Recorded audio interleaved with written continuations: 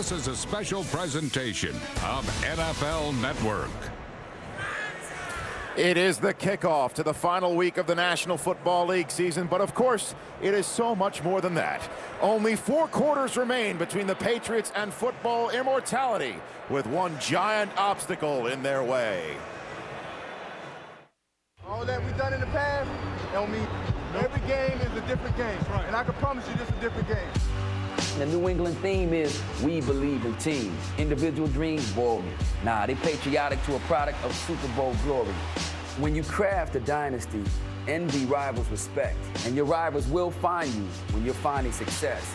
Combining vets who bring experience and leadership skills with youthful ingredients is what you need in the field. We don't talk, we produce. If you are what you say you are, a superstar, then have no fear.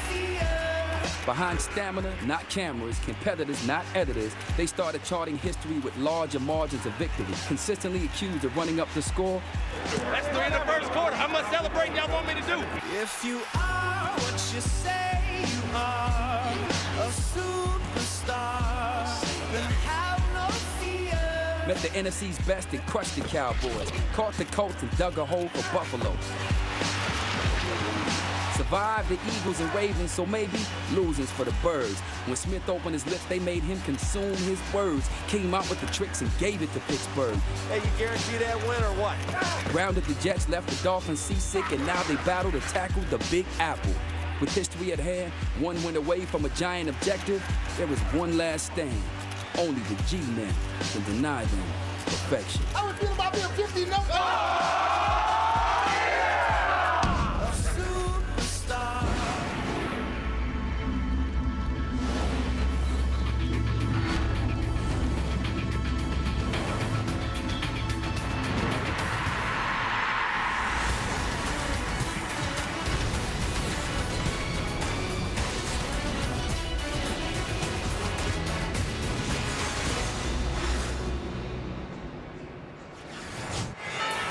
Welcome to Giant Stadium, where the stage is set for an historic night of football and football on television.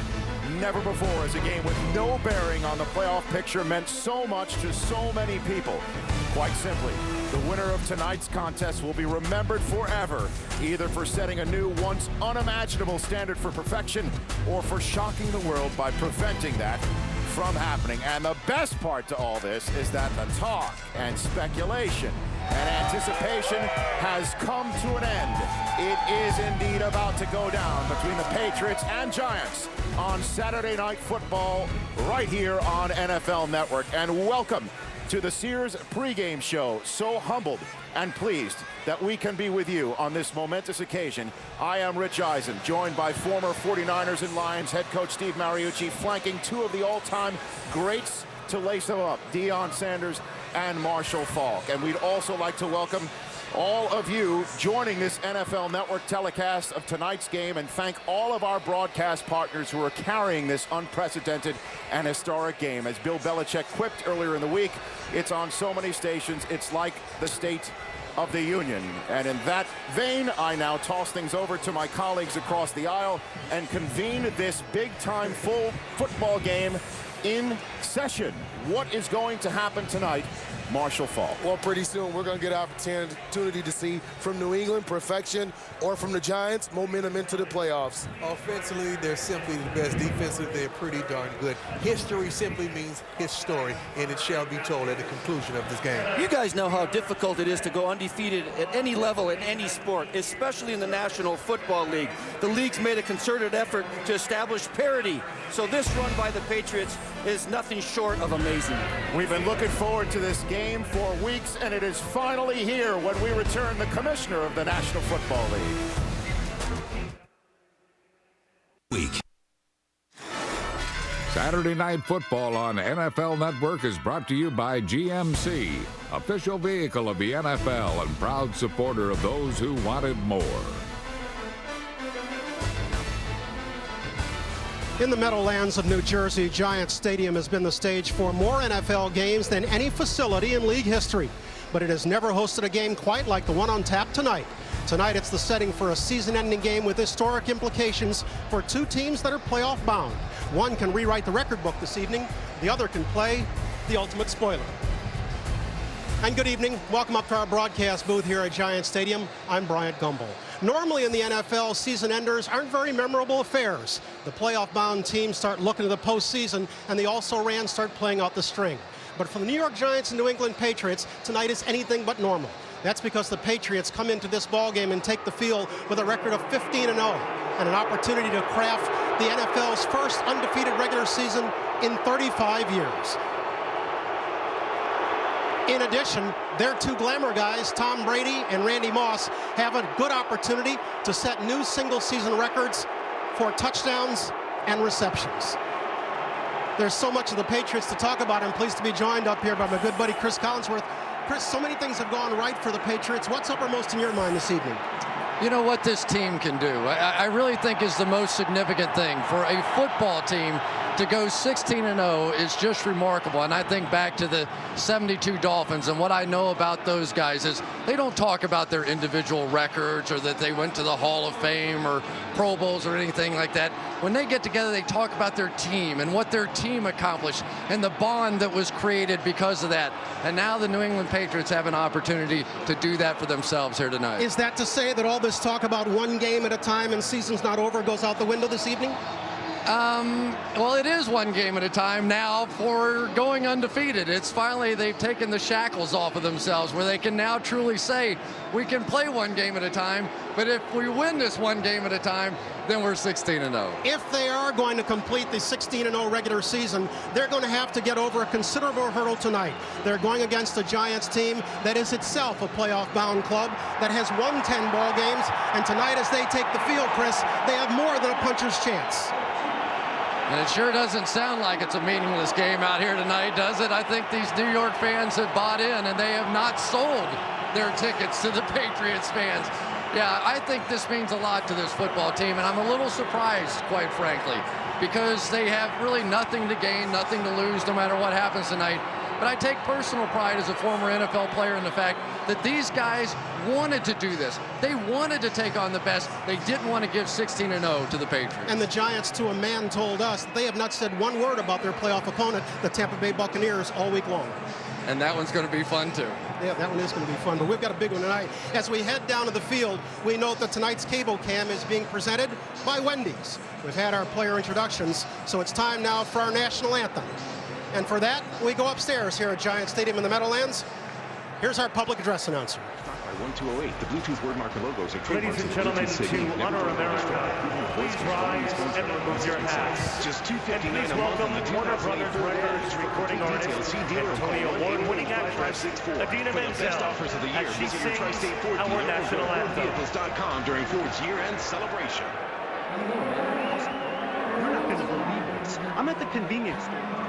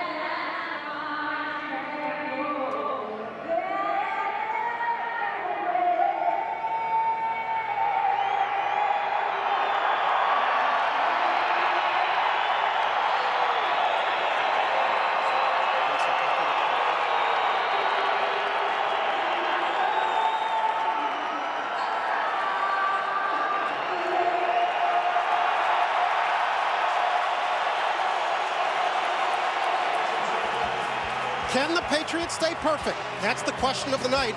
The kickoff to the answers now just moments away. We're back with the Patriots and the Giants right after this. On NFL Network.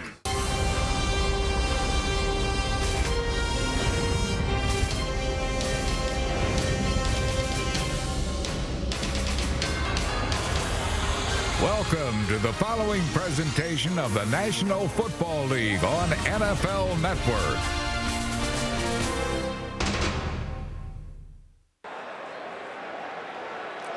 Tonight's ball game not only has historical implications on the field, but on the airwaves as well. And for more on that, let's go down to Adam Schefter on the sidelines. He's with NFL Commissioner Roger Goodell. Adam? Thanks very much, Brian. Roger, why did you decide to simulcast this game tonight on 3 networks?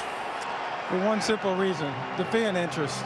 We knew this was a game that had potentially historical consequences, and we wanted our fans to see it. This is for them, and we want to make sure that they have the opportunity to see history in the making in the NFL. Can you resolve the dispute with major cable operators? Well, that's for another night. We believe that there's great demand for the NFL Network, and we think there's great demand for football. And we're committed to making that happen. But that's for another day. Tonight's for the fans. In light of what happened this past week, are NFL owners still committed to NFL Network? Absolutely. The NFL Network is for our fans. It's to bring more football to more people, which is what our mission is. And I know our owners feel the same way as I do. Very strongly committed to making sure that the NFL Network helps achieve that goal. Roger, thanks for the time. Enjoy the evening. Brian, back to you. All right, Adam, thanks so very much. As we get set for the kickoff once again, here's a look at the major records at stake tonight. The Patriots on the brink of the NFL's first 16-0 regular season record. They need only 6 points to get up to the most points in a season. They've got 551 now. They would have to overtake the 98 Vikings with 6 points. Tom Brady needs 2 touchdown passes to overtake Peyton Manning, and Randy Moss needs a TD catch to tie Jerry Rice for most touchdown catches in the year. You know, the interesting part about that, though, is that the Giants know it, too, and they know that Tom Brady would love to get those records out of the way and get Randy Moss's record out of the way and his own. So you've got to believe that early on in this ball game, they're going to be paying more attention to Randy Moss, maybe even than what they would have otherwise. Indeed, Tom Coughlin told us they'll want to get Randy out of the way and they'll want to get Tom out of the way. Our ball game is underway. Steve Gostowski gets us down to Dominic Hickson. He'll get it back to about the 25-yard line, and the Giants will go to work from there. Let's set the lineups for you. The league's top pick in 04, Eli Manning, remains a work in progress at quarterback. This month, he has completed fewer than half his passes and thrown more interceptions than touchdowns. Behind him, Brandon Jacobs is coming off a career-high 145 yards rushing last week. Plaxico Burress with 10 touchdowns is the go-to guy, even though he's been hobbled by a bad ankle.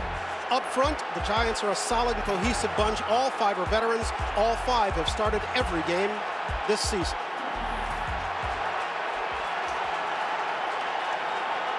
Manning operating from his 25. Brandon Jacobs, the lone back, he'll get it off the right side and pick up a 5. Gives us an opportunity to set New England's defense. Their base is a 3-4, and the man in the middle, Vince Wilfork, is key to making it work. He's headed to the Pro Bowl. The linebackers are simply great.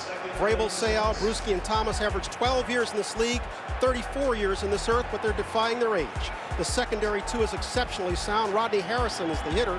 Asante Samuel with 6 interceptions is going to Hawaii in the Pro Bowl. 2nd and 5 for Manning and the Giants. They go to a 2 tight end set as Michael Matthews and Kevin Boss check in. Manning will throw for the first time.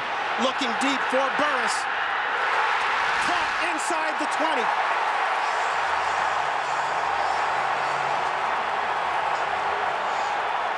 Ellis Hobbs with the coverage, but Burress went up and got it. First of all, this is the first week that Plaxico Burress has been able to practice the entire season. He looked great in practice. I knew early on they would come out and test Ellis Hobbs. If there's one guy on this defense that you can attack, it's Ellis Hobbs in the secondary. And you see the way Plaxico Burress was able to jump, get up in the air. That's what we haven't seen out of him in the past this season. 52-yard strike, first down at the 18-yard line. Fake to Jacobs. Manning rolls this side, throwing and in and out of the hands of Steve Smith. Are they calling it a catch? No catch. Steve Smith, their second-round draft pick out of USC with only 5 receptions on the year, had his hands on that one, but couldn't hang on to it as he went out of bounds. Yeah, and Steve Smith had a big drop last week in the Buffalo game. That one, if the ball bobbled, would be incomplete. Let's see. Did it move in his hands? Yes, it did. It came out on the tail end. He was going to the ground. We've got a red trying flag. to make the catch. Tom Coughlin has thrown the challenge flag already.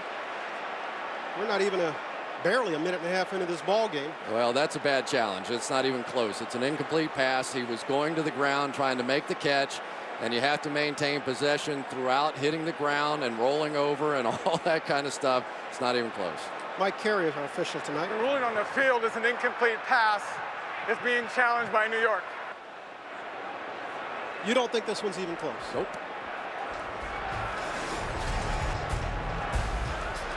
If the call is upheld, we'll come back. The Giants will have second down. We're back in a moment. The Meadowlands, right up here. Mike Carey has gone under the hood. We've had our first challenge of the night.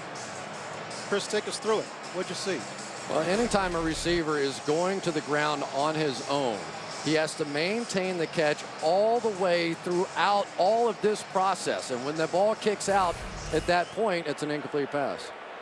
The receiver, while making the catch, was going to the ground. Upon hitting the ground, the ball came out immediately. That's an incomplete pass. New York will be charged with their first team timeout. And I think if the coaches would have taken a little longer to look at that one, they would have realized it was incomplete and not cost their team a timeout. Really, the head coach in that case completely beholden to the coaches upstairs and what they see. So we turn to 2nd and 10 for Manning, again at the 18. Jacobs remains in the ball game as the deep back. He'll get it. Try the right side and come up with nothing. Ty Warren was the first to get there on the stop. You know, you're talking about this Patriots defense. This is a team, and I don't know how many people realize this. Everybody would assume, okay, we know this is the #1 scoring offense in the league, blah, blah, blah. We've heard all about Brady and Moss and all the guys. But I don't think many people realize that this is the #1 scoring defense. They're tied with Tampa Bay, giving up the fewest points, under 16 points a game. So that is what makes them, at least on paper, one of the greatest teams of all time. See what Manning does on 3rd down. Looking far side, completing the burst, would seem to have enough for the first down. In the arms of Ellis Hobbs. He'll get a left foot spot. That would be enough for a 1st and goal. The one thing the Patriots do not do is they do not flip-flop their corners. You know they'd rather have Asante Samuel on Plexico Burris, but Ellis Hobbs plays on that side. They had him double teamed. They had him inside and outside. He just stopped, came back, and picked it up. This is the best way, of course, to beat the Patriots. Keep that man on the sidelines, Tom Brady. The Giants on 3rd and 10 pick up 10 and a foot. And so they've got 1st and goal. Call it the 8-yard line.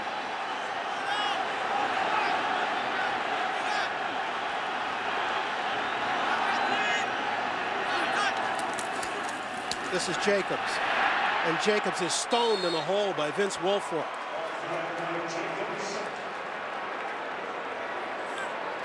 Well, anytime you start to run the ball on the Patriots a little bit, they will more often than not jump into their 4-man front instead of their traditional 3-4, and that allows them to bring in another big body, another big defensive lineman. They get guys down, they split off the nose, and Vince Wilfork is an awfully tough guy, and Dean Pease, the defensive coordinator, understands you put another big guy in there, you have another chance. Now they're back to the 3-man. Despite their success running the ball this year, the Giants have not had much success in the red zone running. This one is complete to Jacobs, turns one tackler, touchdown Giants.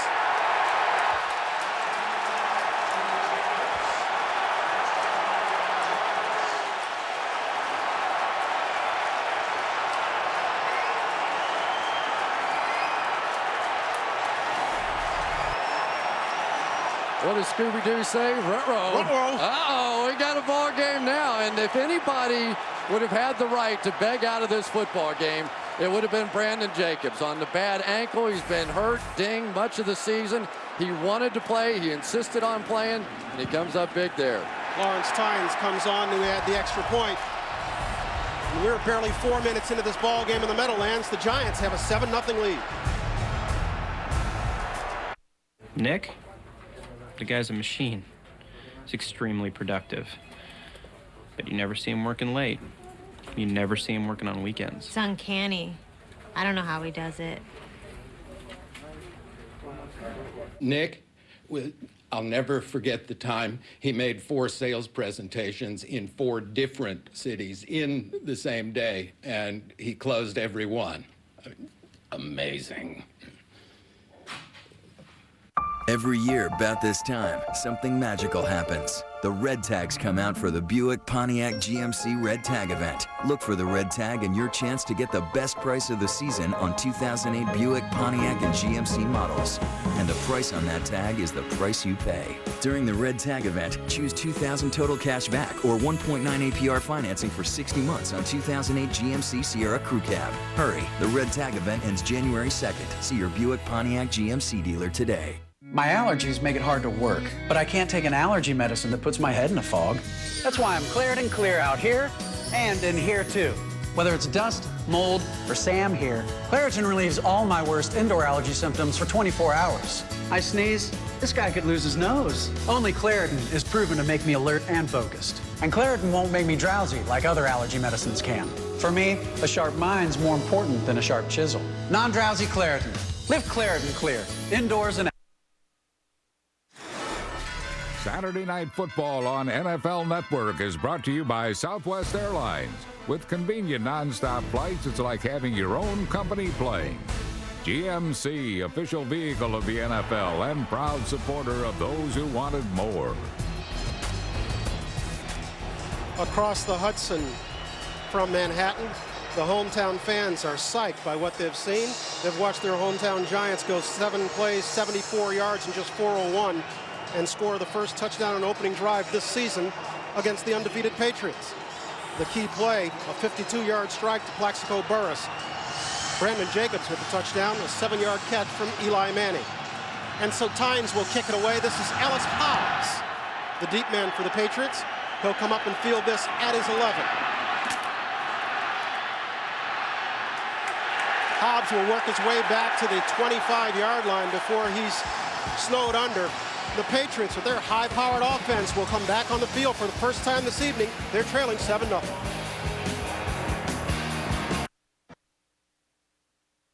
How you doing? My name is Jermaine. Thanks for the NFL Network. Giants and Patriots. New York Giants all the way. We would assume that gentleman is very happy because his New York Giants are out in front 7-0. And you can see Bill Belichick is working it with his veteran linebackers there. He did not like what he saw on that opening drive of the Giants. Brady and company will go to work from their own 27. They open with 3 wide. Lawrence Maroney is the lone back.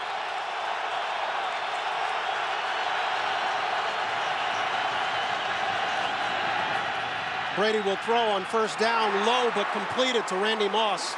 First down, Patriots. Let's go ahead and set their offense for you. We could spend an hour detailing Tom Brady's achievements this year. Suffice it to say that he's a lock to win his first NFL MVP award this season. Lawrence Maroney gets the start at running back. He's coming off back-to-back games with at least 100 yards rushing. Randy Moss leads the NFL in touchdowns. He's got 21. Wes Welker's having a career year, too. He has 101 catches. Brady will get good protection tonight. 3 of his 5 linemen, Light, Mankins, and Copeland, are all going to the Pro Bowl.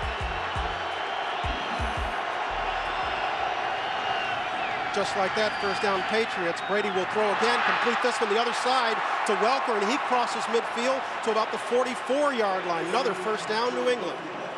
Wes Welker, for all the conversation about Randy Moss, and certainly he's had a phenomenal year, for my money, Wes Welker has just been tremendous. Coming into this season, he had 1 career touchdown pass in 3 or 4 NFL seasons. He has 8 this year. When you talk to the coaches on this team about him, they say he is always open. He is too quick for people inside. Been a great complimentary receiver for this football team. Maroney will get his first carry of the night and get nothing as he tries the left side. stone there. Let's go ahead and set the New York defense for you. Michael Strahan got that tackle. He's a 15-year veteran, the big name of this defense, of course. But it's the other end, Osi Umenyiora, who leads the NFC in sacks. He's going to the Pro Bowl. Middle linebacker Antonio Pierce is their do-everything guy in the middle. He calls the signals, and he's their leading tackler. The Giants' #1 pick, Aaron Ross, starts tonight at right corner. At the other corner, Sam Madison is the secondary's elder statesman. He'll be matched against Randy Moss most often this evening.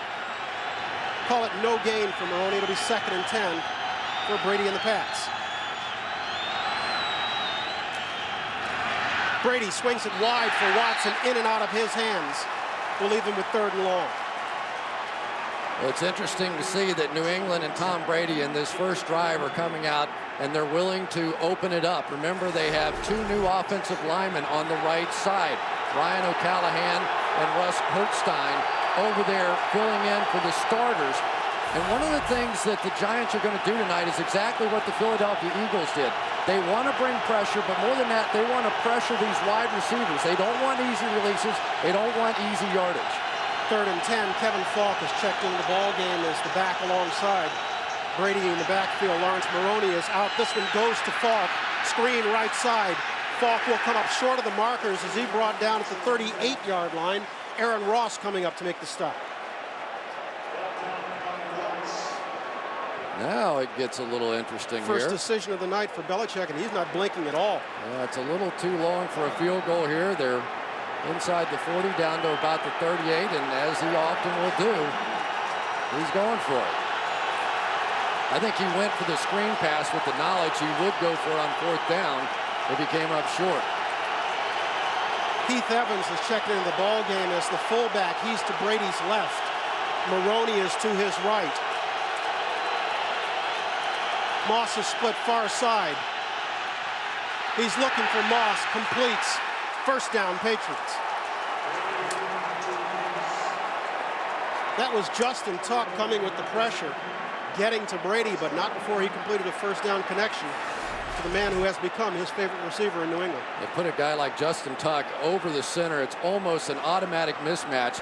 So even though they pick up the 1st down there, they at least accomplish getting a hit. And Randy Moss got away with a little push on Sam Madison at the end of that play. And so Maroney will try again up the middle, getting maybe one before he is stopped. The Patriots are accustomed to having success on opening drives this year. They've had 8 touchdowns and 4 field goals on opening drives this year, meaning that there have only been 3 games when they haven't gotten on the board the first time they touched the ball.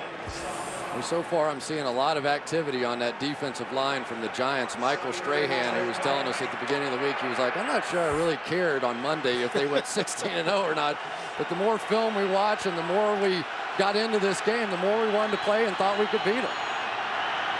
Certainly they are not intimidated. They've basically said it'd be kind of neat. They're on their toes tonight. They say they have not said one word about Tampa Bay, their first-round playoff opponent. Brady completes this one, his 2nd completion of the night to Welker. He goes down in the arms of Kavika Mitchell, but would appear to have enough for another 1st down, New England. Tom Brady is just so good at this. He does the little pump fake to get the linebacker to move.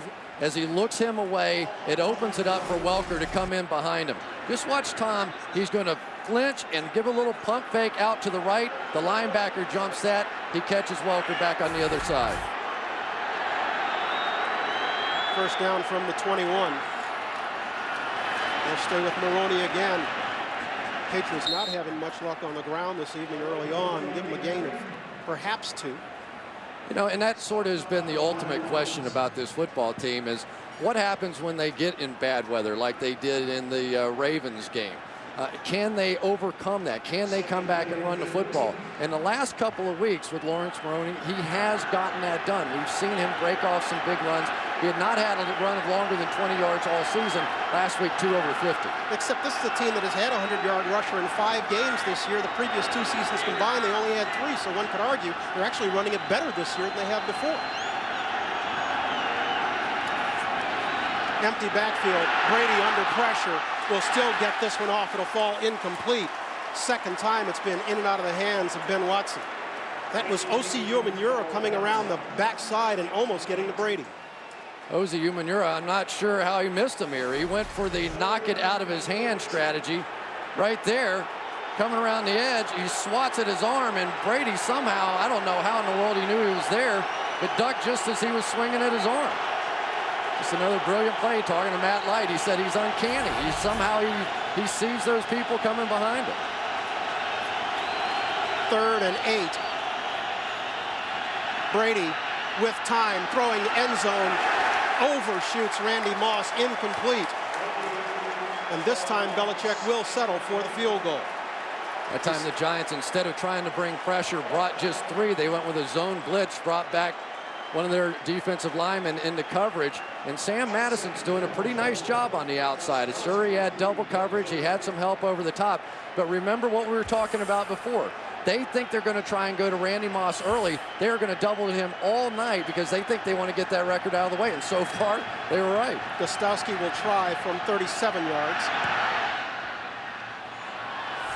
And with 5:21 to go in the first quarter, he gets the Patriots on the board. They're down by 4 in the Meadowlands.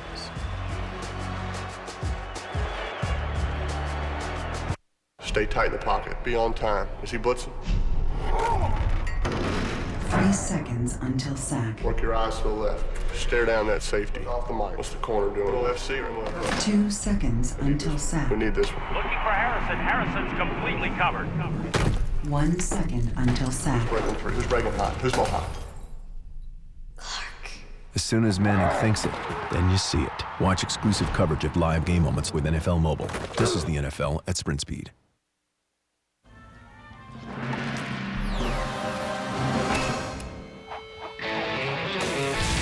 The extreme power of Energizer Lithium, the world's longest-lasting AA battery and high-tech devices.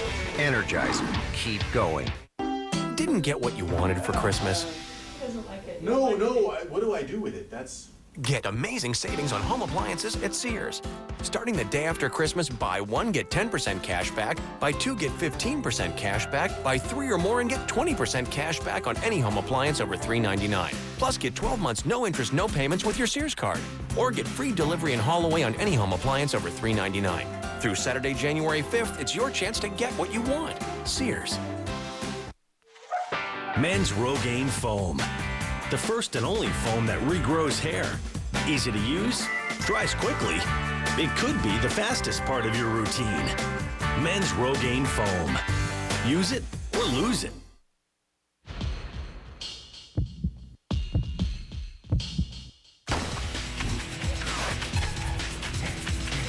The 2008 Scouting Combine. Coverage begins February 22nd exclusively on NFL Network. Tonight's aerial coverage is presented by Gillette. Our conditions for tonight in the Meadowlands absolutely perfect for football in a stadium that is notorious for its bad weather and its gusting winds. Winds are barely 8 miles an hour and 45-degree night. It's very pleasant out here.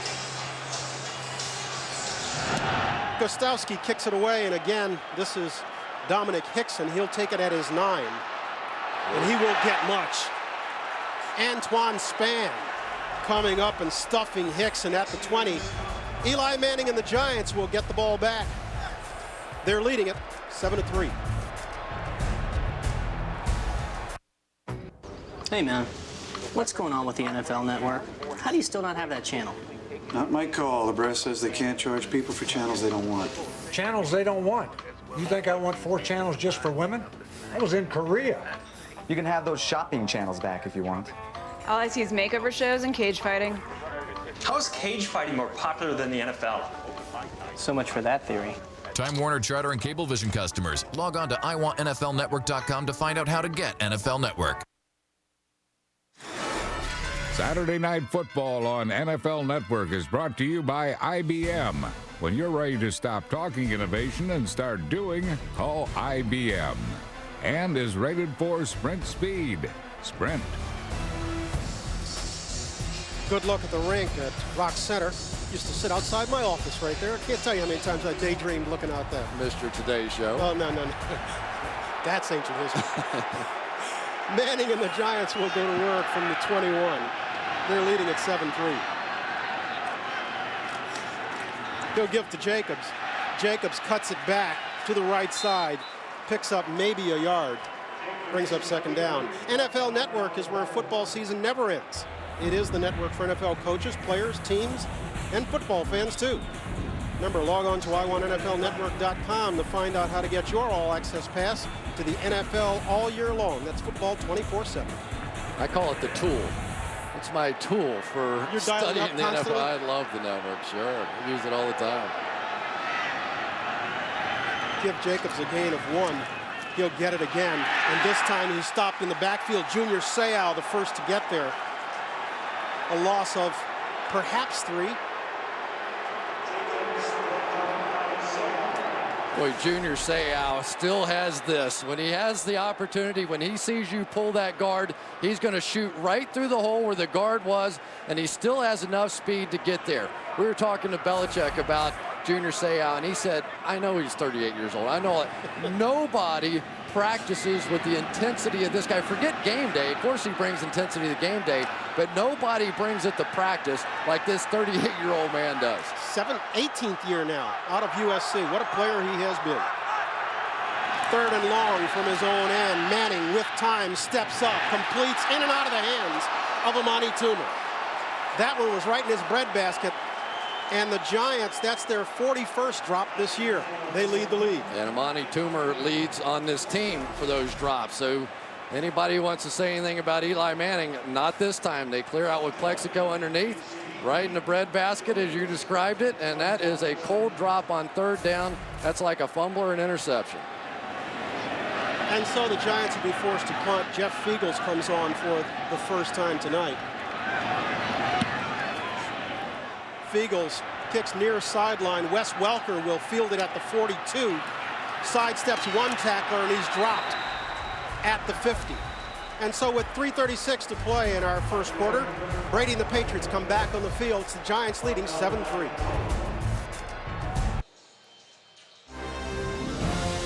Brady to play action fake. Back to throw. Has time. Downfield. Randy Moss. Touchdown! And the Patriots are blowing the doors off the New York Jets in this season opener. That's how the year began for Brady Moss and the Patriots right here in this stadium as they turned back the Jets in week 1, and it's only been upwards since then. That's when everybody around the league said, oh no, he's back to being Randy Moss. I thought he went somewhere else when he was with the Raiders. They gave him a 4th-round draft pick for that. Brady and company start this drive from midfield. They'll fake it inside to Maroney, and Brady, under pressure, just throws it away. We get this note from the Giants sidelines. They have lost Kavika Mitchell for the night with a knee injury. And we'll try to get a little bit more of an exact wording on that as the evening goes along. Jarris Wilkinson has checked in for him. And Kavika Mitchell's coming off of his best game of the year and the biggest game of the year. He was NFC Defensive Player of the Week last week. Had an interception for 20 yards and a touchdown.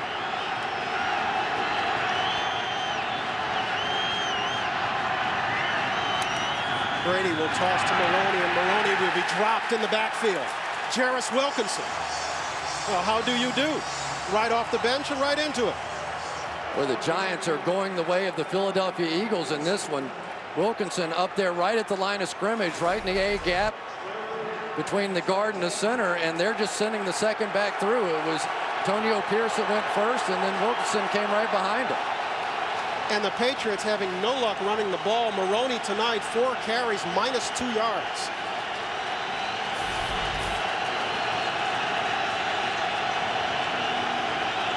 Third and long as the Patriots have thrown it in reverse on the first 2 downs. Brady will get it off. Umenyiora with the pressure. Brady under pressure goes down at the 38. And we've got our first flag of the night. There's a flag in the secondary, so hold everything.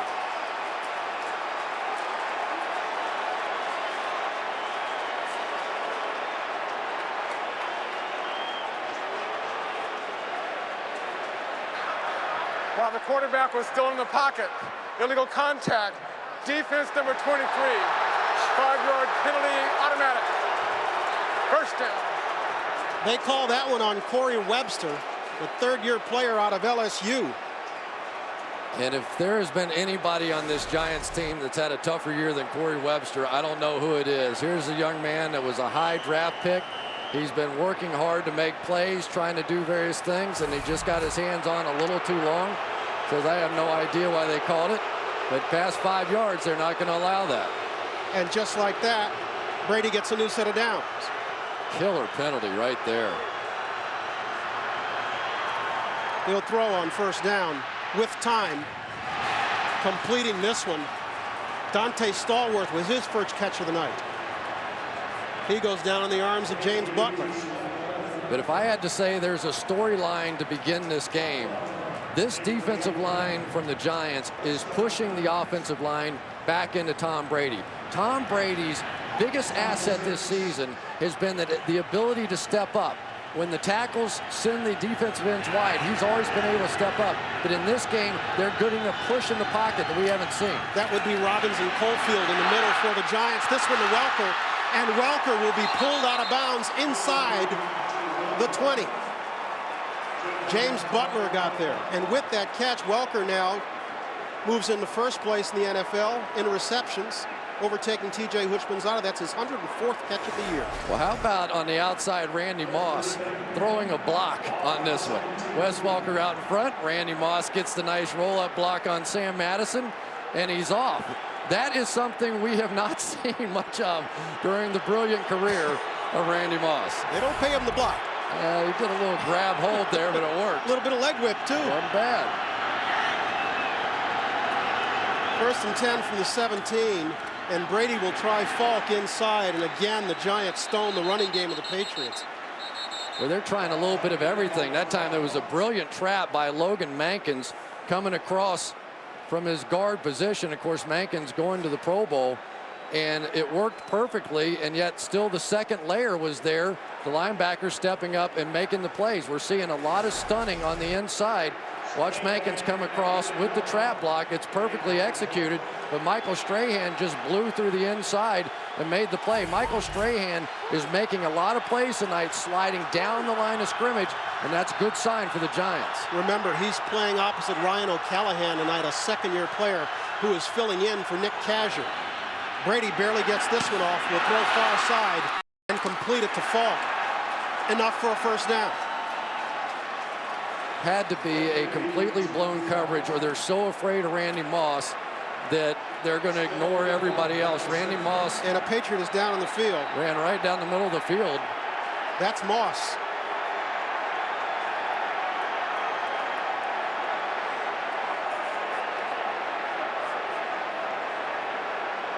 Did not see what happened to Randy Moss at the end of this play.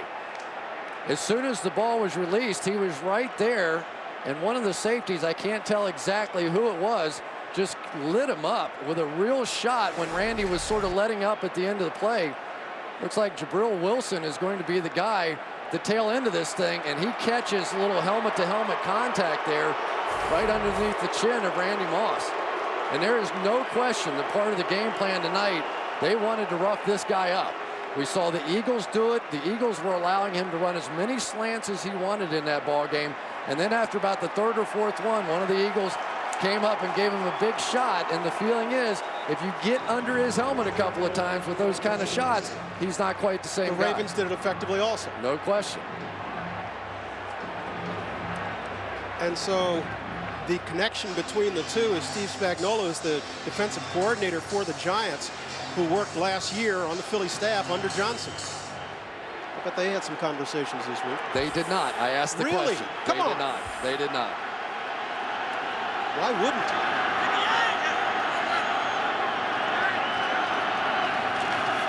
First and goal for the Patriots. This is Maroney again. He'll get it to the 4-yard line as the time expires in our first quarter. Been a good quarter for the Giants. They're trying to hold off the Patriots, and they're leading this one 7-3 in the Meadowlands.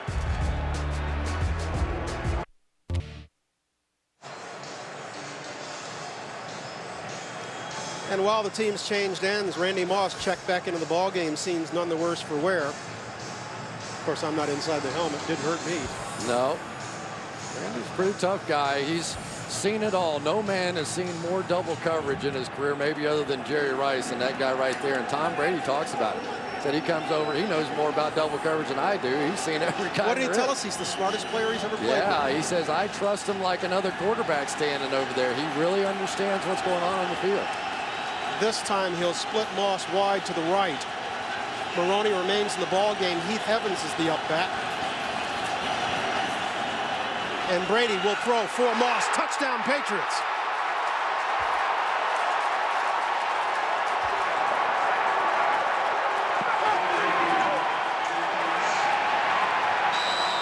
Well, with that, where do you want to start? We got all records breaking here. With that, the Patriots break the league scoring record for a single season, surpassing the '98 Vikings. With that, Brady ties Peyton Manning for the most touchdown throws in a season at 49.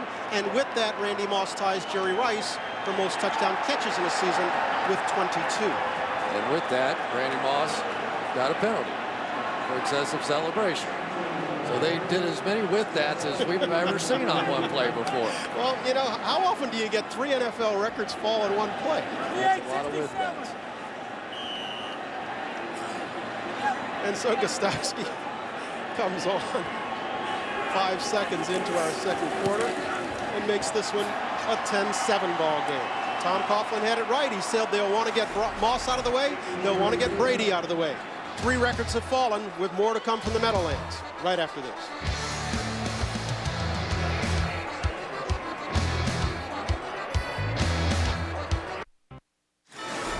Saturday Night Football on NFL Network is brought to you by Wendy's. Visit Wendy's.com for a chance to win hot, juicy burgers for life. Radio Shack, where this holiday you don't just buy stuff, you do stuff.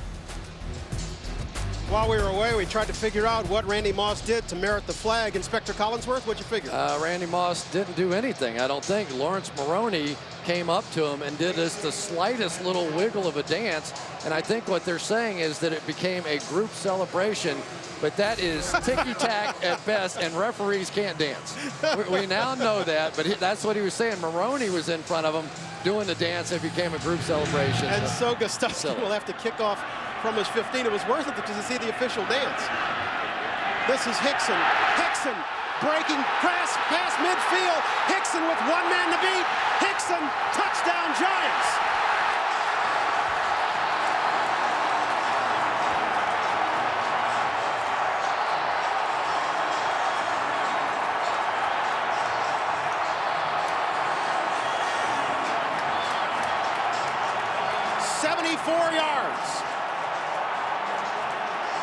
And suddenly Bill Belichick doesn't think that official dancing was very funny. No, and as a matter of fact, that becomes a huge penalty at this point, because then they had to kick off from much farther back from their own 15-yard line and create a little forward momentum on this one. And for the Giants, they are determined to make this one a game. And just like that, the Giants take the lead once again. Second quarter's been full of action, only 16 seconds. We've had 2 touchdowns. The Giants are out in front, 14-10.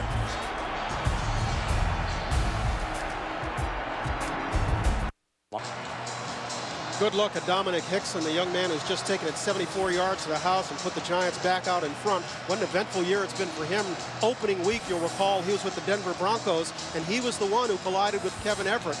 And Everett was carried off the field, temporarily paralyzed. And they got together in Buffalo last week when Everett was there at the game, and Dixon made a point to go up into the private boxes, and he said, it's been such a burden on my mind for all this time, and I think it meant a lot to him to be able to at least have a conversation with Kevin. And Hickson only back there because Ahmad Bradshaw, who usually returns kicks for this club, has a contusion in his calf. This is Hobbs. Hobbs gets back to the 33-yard line. He's dropped there, and the Patriots offense will come on the field. A lot of big ball games coming up tomorrow with playoff implications. Want to take us through them real quick? I'll do my best. The Saints, playing at 1 o'clock, have to win to keep their playoff hopes alive. If the Redskins beat the Cowboys, they're in as the 6th seed. If the Redskins lose and the Vikings win, playing at the same time, then the Vikings would go. If the Redskins and Vikings both lose and the Saints win, they would go. There we go. Haven't even started on the AFC. Well, the last one there is the key one, the Titans-Colts. If the Titans win, basically they're in.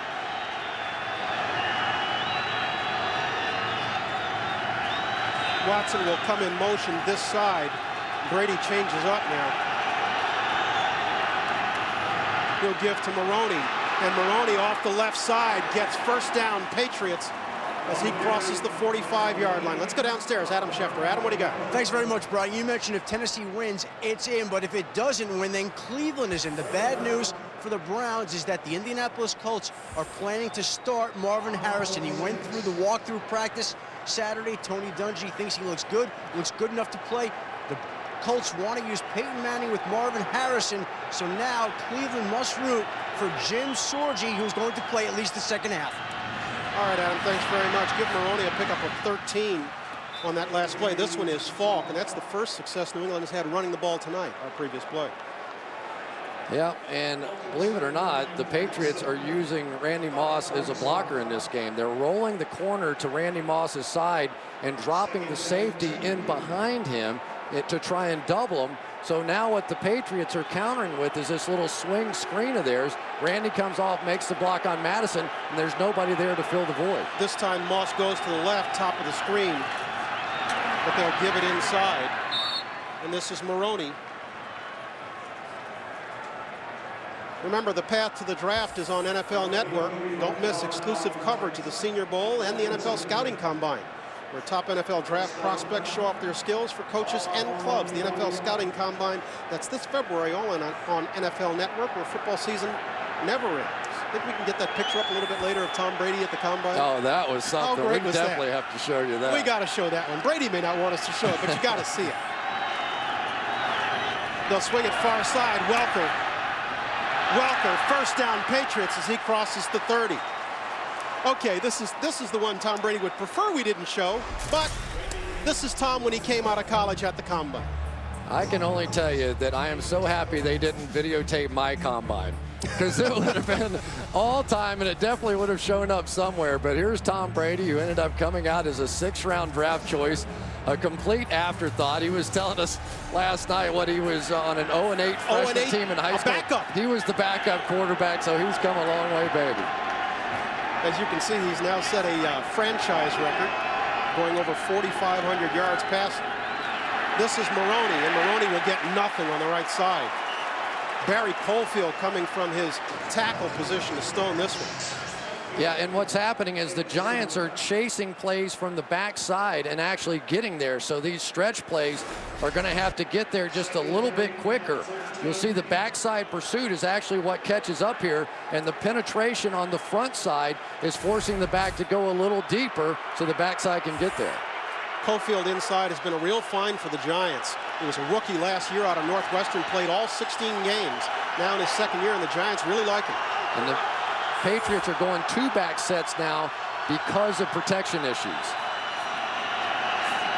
Welker in the slot. He'll get it wide. Welker, Aaron Ross first to get there. Aaron Ross with the tackle. Great hustle play that time by Aaron Ross. He misses the first time on the bubble screen. They're coming back with this same play time after time. This time Ross with man coverage on the inside, sees it, flies out there, misses the tackle on Welker initially, but it takes Welker long enough to get back to his feet. He can come back. Good hustle play, good young player right there in Aaron Ross. Heady play, rookie out of Texas. It'll leave the Patriots with 3rd and long from the 32.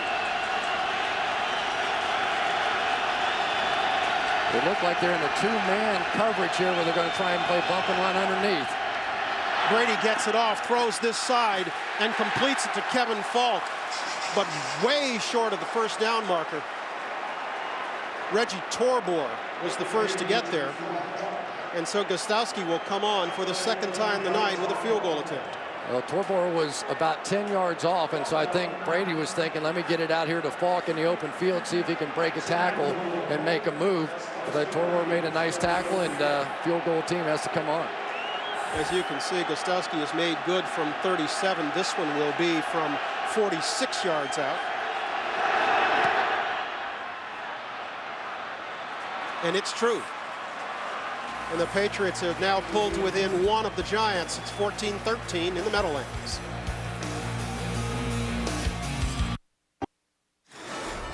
Saturday Night Football on NFL Network is brought to you by chocolate, peanuts, nougat, caramel, Snickers, Beast. Sears, this holiday, don't just give a gift, grant a wish. back in the Meadowlands where Bob Kraft has come to watch his Patriots complete a perfect regular season, but so far it's not going their way. They're trailing 14-13, and in the wake of this first half that we're seeing, it seems funny to think that the big question all week was, would the Giants play their regulars? And, you know, you wonder, did it factor into the Patriots' minds? Were they thinking, they're not going to play these guys. They may play a half, they may do whatever, and all of a sudden the Giants are out here like it's a Super Bowl. Kostelski kicks this one away, and this is Hickson, the man who took the last one back 74 yards for a touchdown. He'll get much less this time as he's brought down to the 30. The Patriots bandwagon is a pretty popular place right now, but I'm happy to say my partner was on it fairly early on. To be perfectly honest, I think they're the best team I've ever seen. I know it's still early right now, but you would have to say that this football team, they just have so many different ways to beat you. I think this is a frightening-looking team. My favorite part of that is Bob Costas going soprano on me. What? You wanted no part of that one. Manning will start from the 30, and Manning will complete this one to Kevin Boss. And Boss makes his way past the 45. Boss is now their receiving tight end, now that Shockey is gone for the year with a broken leg. And they really like him. They think that he is a tremendous receiver. He's come up big when he's had his opportunities. And when you go first down play action for Eli Manning, I mean, let's face it, the Giants are known as a running football team.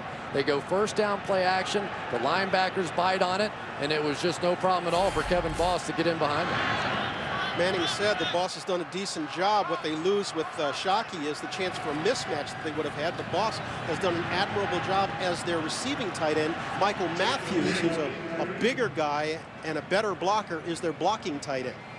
And this is a fierce battle going on up front right now. I really enjoy watching the defensive front and the offensive line going at it here. Richard Seymour, Vince Wilfork, Ty Warren, some of the absolute best players in the National Football League. And when you're in a 3-4 defense, these guys don't get a lot of credit because they have to play two gaps. They play inside and outside. They don't get to come after the quarterback, but these are three of the very best.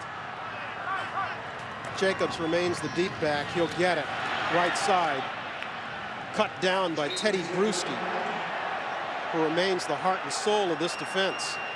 Bruschi now in his 12th year out of Arizona, the leading tackler on the Patriots ball club. Teddy Bruschi with a spectacular play. Madison Hedgecock, the fullback, is coming down on him and gets good position, kicks him out, and Bruschi does a little shoulder under and peel back, and what's the Matrix, that kind of a move. You know, he did that whole thing and came back in and made the play. Not bad for an old guy. A Keanu Reeves reference. Yes, sir. That looked good. Third down for Manning and the Giants.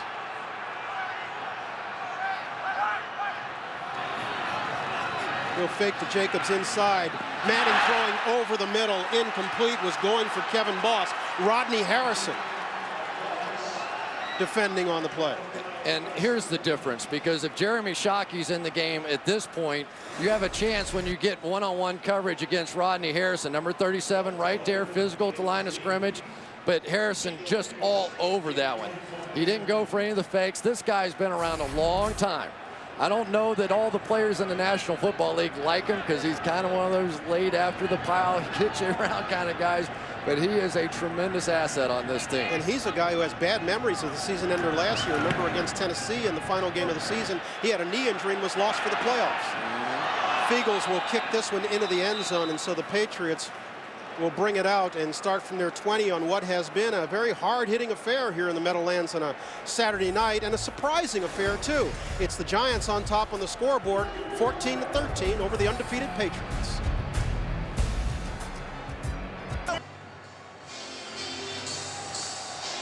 Now, replay is kind of like your Cribs notes, isn't it? I like that. Well, you know, they take the game and they chop it up, and so it's about an hour and a half, whatever, but they put in comments from the players after the game about what happened, so you really get some inside stuff. There you go. About halfway through our second quarter here in the Meadowlands, and surprisingly, the Patriots are on the bottom end of a 14-13 score. This is Maroney. And Maroney would seem to have enough for a Patriots first down, finding room off the right side before going down in the arms of Jabril Wilson. They're actually now beginning to let Fred Robbins come upfield and actually use his own momentum against him. He's charging up the field, and all the penetration we were talking about before and pushing the pocket. Now in the running game, they're letting him go in the gap and just letting him slide, and they're running off tackle in behind him. Well, now this is strange. Heath Evans, is their fullback, has checked in the ball game, and he's split to the top of your screen. Brady will throw the other side and complete to Randy Moss. And he'll get close to the first down marker, perhaps 2 yards short. Wilson again with the stop. The time R.W. McQuarters coming on a slot blitz, and Tom Brady and Randy Moss have only seen about 300,000 of these coming right in off the slot. And they pick it up pretty easily, and nice game. This time Moss is wide to the top of the screen. Maroney is the lone back, and Maroney will get it. Maroney will have enough for another New England first down. Wilson makes his third straight tackle, and that's not good when your safety is making the tackles. No. Dan Cope in the center that time, staying on his block, really was the difference maker on that one. And you're starting to see Lawrence Maroney running downhill better. You know, you don't want to see young backs with too many shake and bake kind of moves out there. And there's the young signal caller right there who has made such a difference, Josh McDaniels. He came into our room yesterday. I thought he was a kid who was bringing the coffee. He looked like he was 15. It's truly remarkable. At age 28, he was calling plays for the world champion Patriots, and we asked him about it, and he said, oh, Bill Belichick said I was ready, so I must be ready. He said, if that man tells me something, I believe it, and if he believes it, then I'm going to believe it, and he's done a fantastic job. Tom Brady absolutely loves the relationship that he has with him, and he's truly calling the plays. And it's Tom Brady who has 9 straight completions right now.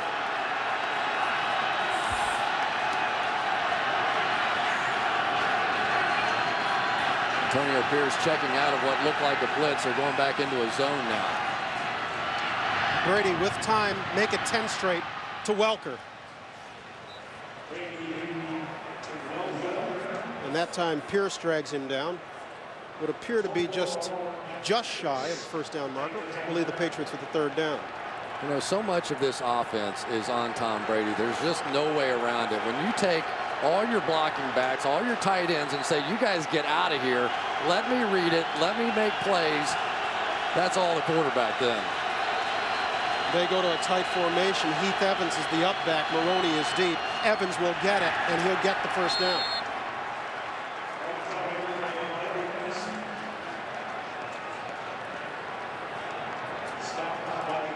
Just a little surprise run right up the gut behind Dan Copen going to the Pro Bowl this season. You pay so much attention to the tailbacks in this Patriots offense, and all of a sudden you turn around, slip it into the fullback, and nobody sees it.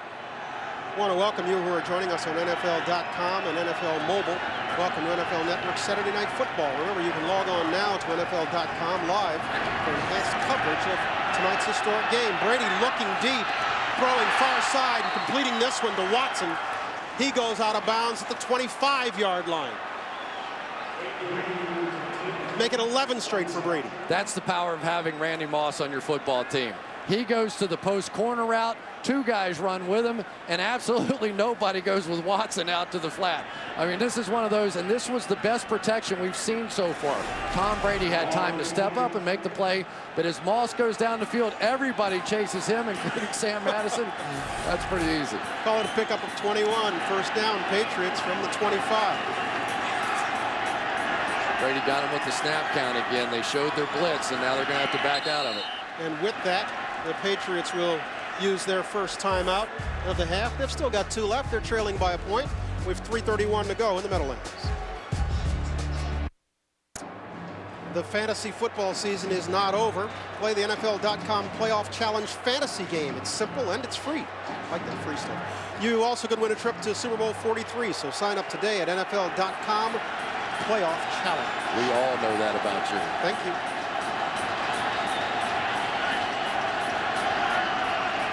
Brady and the Patriots on a roll. They'll give it to Maroney, and Maroney will get 4 off the right side.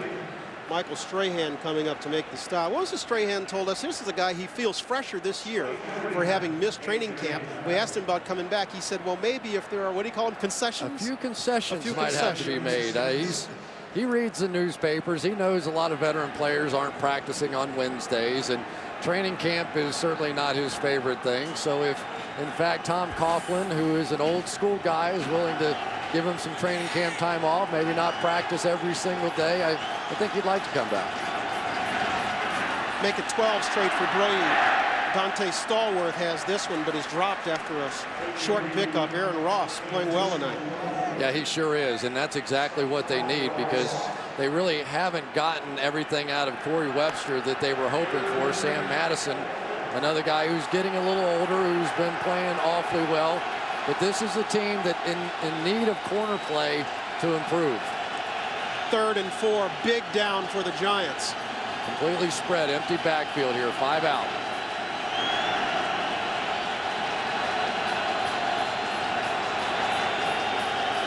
Brady has Welker to his right, Moss to his left. He barely gets it off. Brady with time, end zone.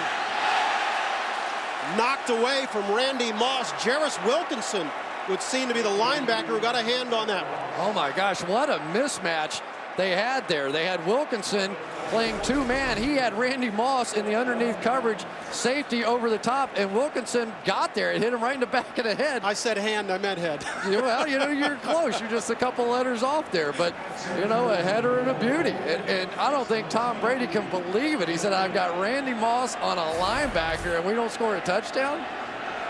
And so Gostowski is on this attempt from 37. Gostowski 3 for 3 on the night. And with that, we've hit the 2-minute warning, and the Patriots have assumed the lead. They're out in front 16-14. Hey, man. What's going on with the NFL Network? How do you still not have that channel? Not my call. The brass says they can't charge people for channels they don't want. Channels they don't want. You think I want 4 channels just for women? I was in Korea. You can have those shopping channels back if you want. All I see is makeover shows and cage fighting. How is cage fighting more popular than the NFL? So much for that theory. Time Warner Charter and Cablevision customers, log on to iwantnflnetwork.com to find out how to get NFL Network. Every NFL game, every week, everywhere. Plus the Sirius NFL radio channel. Sirius Satellite Radio, the best radio on radio. Samsung, official HD TV of the NFL, presents the play of Week 16. Sunday in Buffalo, Giants defensive back Corey Webster picked off a Trent Edwards pass intended for Josh Reed and returned it for a touchdown that sealed the win over the Bills. The victory clinched a postseason berth for the Giants, who travel to Tampa Bay to face the Bucs in next weekend's wild card playoffs. Samsung, official HD TV of the National Football League. Well, folks were wondering if the Giants were going to play, if the starters were going to play, if it was just going to be reserves, if anybody was going to care. We got ourselves a ball game in the Meadowlands. It's 16-14. They are playing their guts out here defensively, but right now this defense needs to get off the field for a little while. So far, time of possession 19:45 for the Pats, and for the Giants 8:16. The Patriots have run 36 plays so far to just 14 for the Giants. Of course, the kickoff return such a big part of that, but that starts to build on itself in the second half. Gostowski puts the foot on this one. This is Hickson. He is the one that took it back to the house, 74 yards for a touchdown. And Hickson will bring this one to the 27-yard line before he's dropped. We have a flag on the field. Let's wait right here.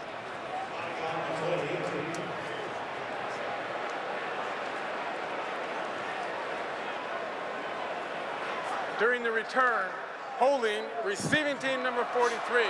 10-yard penalty, retained possession, first down. So that'll back the Giants up a bit. Let's go on downstairs. Rich Eisen. Rich?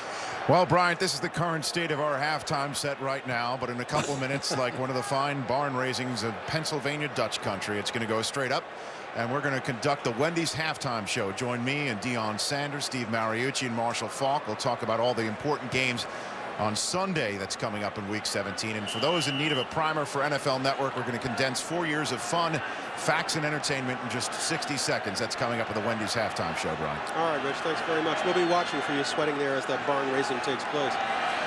The Giants move back now to the 15-yard line. That was really a big penalty because now it really changes your philosophy down here. Well, maybe it doesn't. They're going to take their shot. Manning off balance as he threw that one, tried to get it out to Toomer.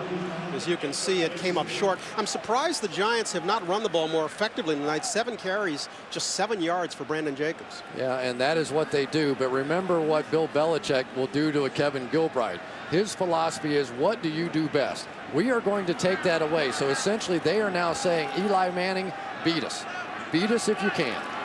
Manning this time sends Plaxico Burress to the left, where he's lined up opposite Ellis Hobbs. Manning looking the other way. Manning with time. Manning flush this side. Throwing and completing Kevin Boss. First down, Giants.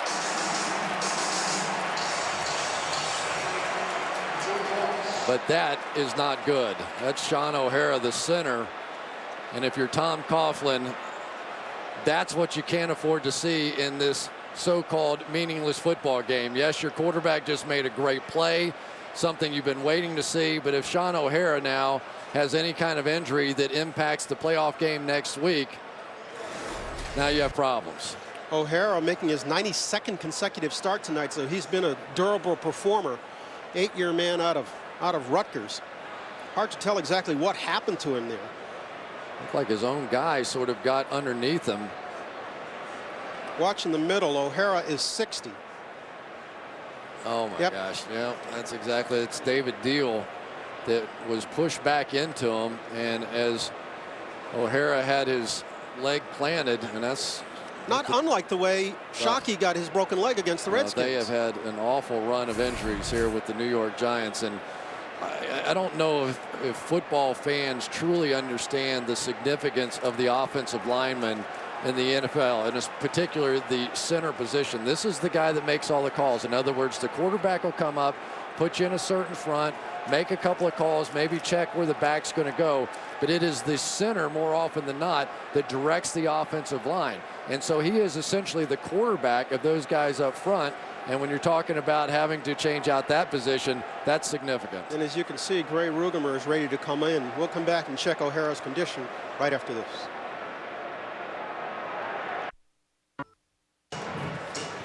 You can see Sean O'Hara making his way very gingerly to the sidelines. I would suspect it's the last we'll see of him this season. Well, you never know. I mean, this one's down close, and you just never know. You think they would bring him back in a game that doesn't impact them one way or the other? I didn't think they'd be playing like this in the first half, so what do I know? That was a charge timeout, though. Injury timeout inside of 2 minutes. Charge timeout for the Giants. They're down to 1. So Gray Rugemer has replaced O'Hara. Rugemer's a veteran himself. 9 years out of Arizona State. Manning to Toomer. He hangs on this time, crossing midfield to the 44-yard line. Tremendous protection inside. They brought 4. And Eli is able to stand there. We're not seeing him fading away from throws tonight. He's stepping up and making good throws. Giants still with plenty of time. As you can see, 1:17 to play, and they still have 1 timeout. Manning with time again completes to Jacobs. And Jacobs barreling his way across the 30 to the 26-yard line. First down, Giants. That time the Patriots bring 6 on the blitz, maybe 5 on the blitz. Eli stands in, finds the hot read. Junior Seau in the man protection was trying to play a little game, making Eli think he was coming, and then backed out late. We've moved inside of a minute. Manning will throw again. This is Boss again. And Boss this time with an 8-yard pickup. Boss tonight 3 catches, 48 yards. And we've got a little skirmish in the Giants backfield. That's Jacobs and Seau.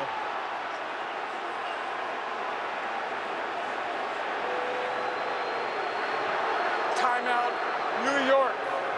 There's third and final. That's the Giants' last timeout of the half. And it looked like Coughlin is a little bit wondering about why it's charged to the Giants. I'm not thinking he was wanting to call it, but when the skirmish was going on, obviously the clock's ticking at that point. And what are you going to do? And Brandon Jacobs and Junior Seau are going at it. Remember, Jacobs made the move, caught the ball the last time.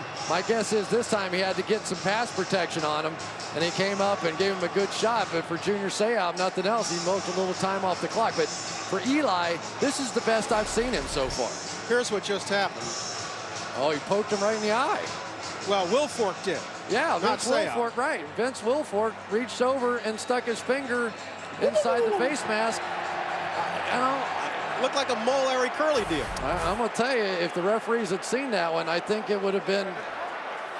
The defense was holding the runner down. That's a delay of the game. Defense, number 55, 5-yard penalty. Did enforcement result in a first down? More to come. Hold the line. Wilfork was not tagged for the fingers in the eye, but for holding the runner down. New York will not be charged with a team timeout. Okay, so Coughlin did have a right to complain. He didn't call it. Well, the penalty is what took away the timeout. So that penalty not only significant from the yardage gain, but also the timeout recouped. And that was, for Vince Wilfork, that's pretty nasty right there. I mean, he clearly was trying to take his fingers inside the face mask and poke his eye. Now, that's one I'm sure the league's going to take a look at. Unfortunately, the officials didn't happen to see that one with all the other activity going on out there, but that should have been 15 yards against the Patriots. Right there, there's no question of the intent. Yeah, but that one doesn't look like an intent to injure. That looks like an intent to annoy.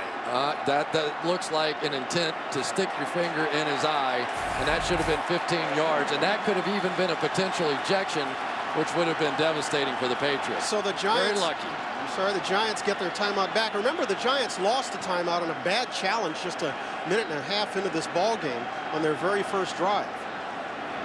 And let's give Brandon Jacobs a little credit for not retaliating. That happens so much in the NFL. Somebody does something like that to you, you take a swing, and all of a sudden they throw you out of the game. So he held his head about him and walked away.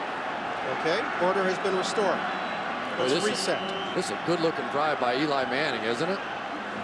First down, Giants. 31 seconds left in our first half. Patriots out in front 16-14. Giants still have one timeout.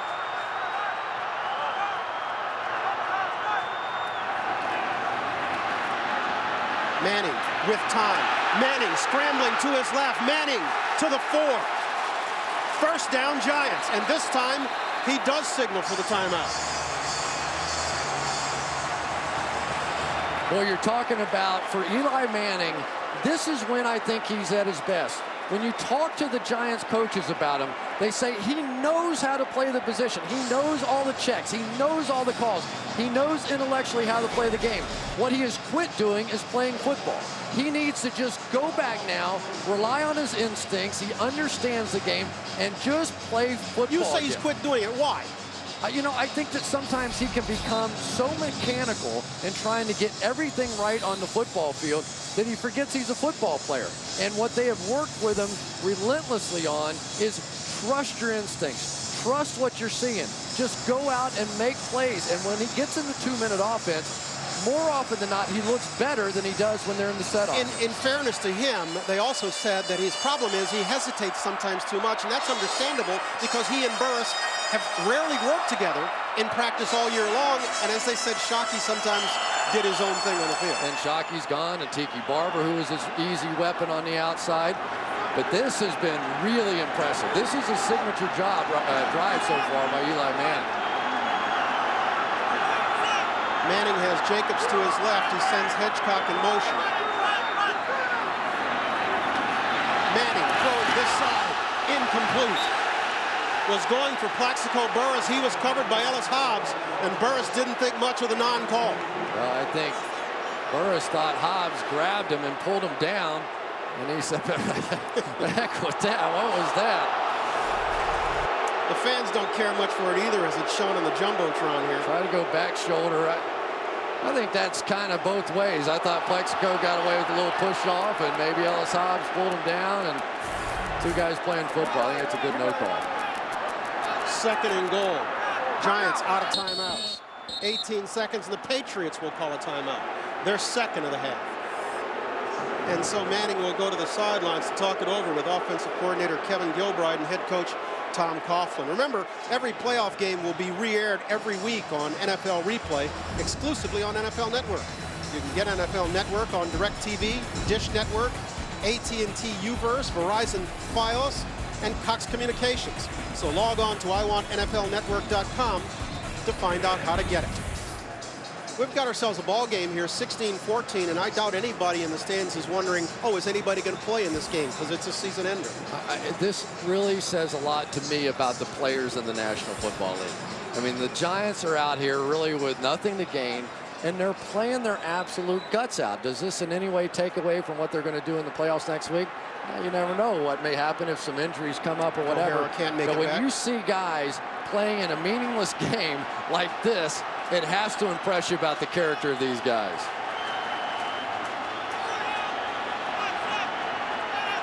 Patriots in a dogfight in the Meadowlands. They're leading by 2. Manning. Boss. Touchdown Giants.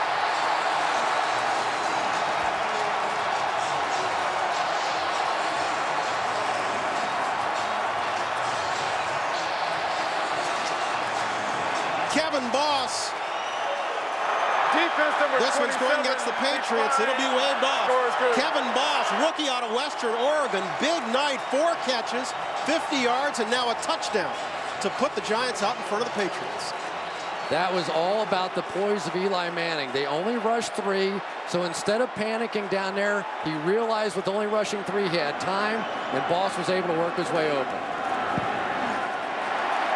Lawrence Tynes punctuates the score, and with that, with just 13 seconds to play in the first half in the Meadowlands, the New York Giants are out in front of the unbeaten New England Patriots, 21-16.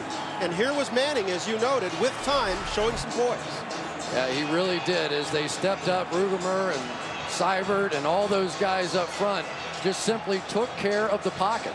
There was nobody there in his face. I thought Eli might take off and run. And Rodney Harrison thought he had an interception. He tried to jump in front of it. But because of the extra time that Eli had, it gave Boss a chance to work around the backside of it.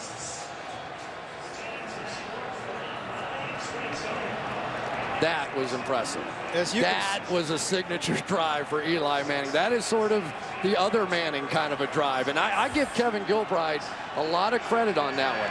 After they got the penalty and they marched back inside their own 20-yard line, I was thinking, they're probably going to try and just run out the clock. They didn't. They were aggressive. They go the length of the field. Tremendous signature drive by the Giants. Our 4th lead change of the ball game has resulted in 21 points for the Giants. And you saw the graphic. That's the most points the Patriots have allowed in the first half this year. For the record, they have trailed in 6 of their ball games this year, so they do know how to come from behind. They're only down by 5. We've got a lot of football to play in the Meadowlands. Lawrence Tynes will kick this one away. Wes Welker is back, and he'll grab it at the 5. Welker knocked back at the 24-yard line. Reggie Torbor was the tackler, the first one there.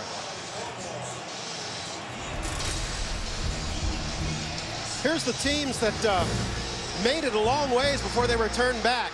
The Bears were 12-0 before the Dolphins ended their dream. Here in the Meadowlands in 1998, the Broncos came in at 13-0, and the Giants turned them back. And then just 2 years ago, remember, the Colts started out 13-0, and it was the San Diego Chargers who went into Indianapolis and ended their hopes of a perfect season. Well, this has gotten really interesting now. The fans love it here in the Meadowlands, and why not?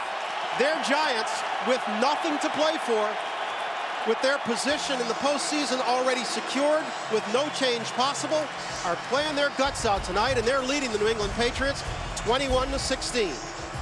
Stay tuned. The Wendy's halftime show is coming up right after a break.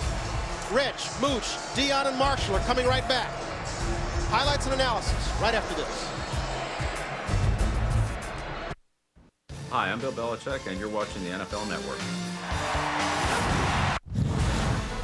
Welcome to the Wendy's Halftime Show. Burgers always made to order, so they're hot and juicy. Wendy's, that's right. We all wondered if we'd get a big-time ball game here at Giants Stadium tonight, and we sure have one on our hands. The Giants became the first team this season to score on an opening possession against the undefeated New England Patriots, with Brandon Jacobs leaping for the end zone, but back come the Patriots with a historic touchdown pass from Tom Brady to Randy Moss. Tom Brady ties Peyton Manning's record, as Moss does Jerry Rice's for single-season most touchdown catches and passes. And there's a lot of fisticuffs, a lot of poking of eyes apparently going on in this game. Meanwhile, Eli Manning does to the Patriots what the Patriots have done to virtually every opponent this year, which is score in the last possession right before the half. And the Giants are on top at halftime, 21-16. Only the second time this year the New England Patriots have trailed at the half. The last time was week number 9 against the Indianapolis Colts. It is the Wendy's halftime show here at Giants Stadium. The fans there standing, which they have done virtually the entire first half of this ball game. Rich Eisen along with Marshall Faulk, Deion Sanders, and Steve Mariucci. Marshall, your thoughts on this first half? Just Eli Manning, how poised he has been in the pocket, stepping up, running the ball at times. I like the way the offense is functioning, even without the run. A couple big plays with scrambling out of the pocket with his arms, one with his legs. But defensively, I tell you what, the Giants can't give up the big play, and they hadn't. When they don't allow Randy Moss to get downfield, they're a tough defense. And I thought the Giants would run the ball effectively, but they really haven't. It's been with Eli and his ability to improvise and create and make plays. How about Kevin Boss, the 5th-round draft pick from Western Oregon, replacing Jeremy Shockey? And Sean O'Hara, the center of the New York Giants, has got a knee injury. He is doubtful to return. As for the rest of the Week 17 schedule, we will run through the playoff possibilities. Vince Young and the Tennessee Titans in a win and in scenario in Indy.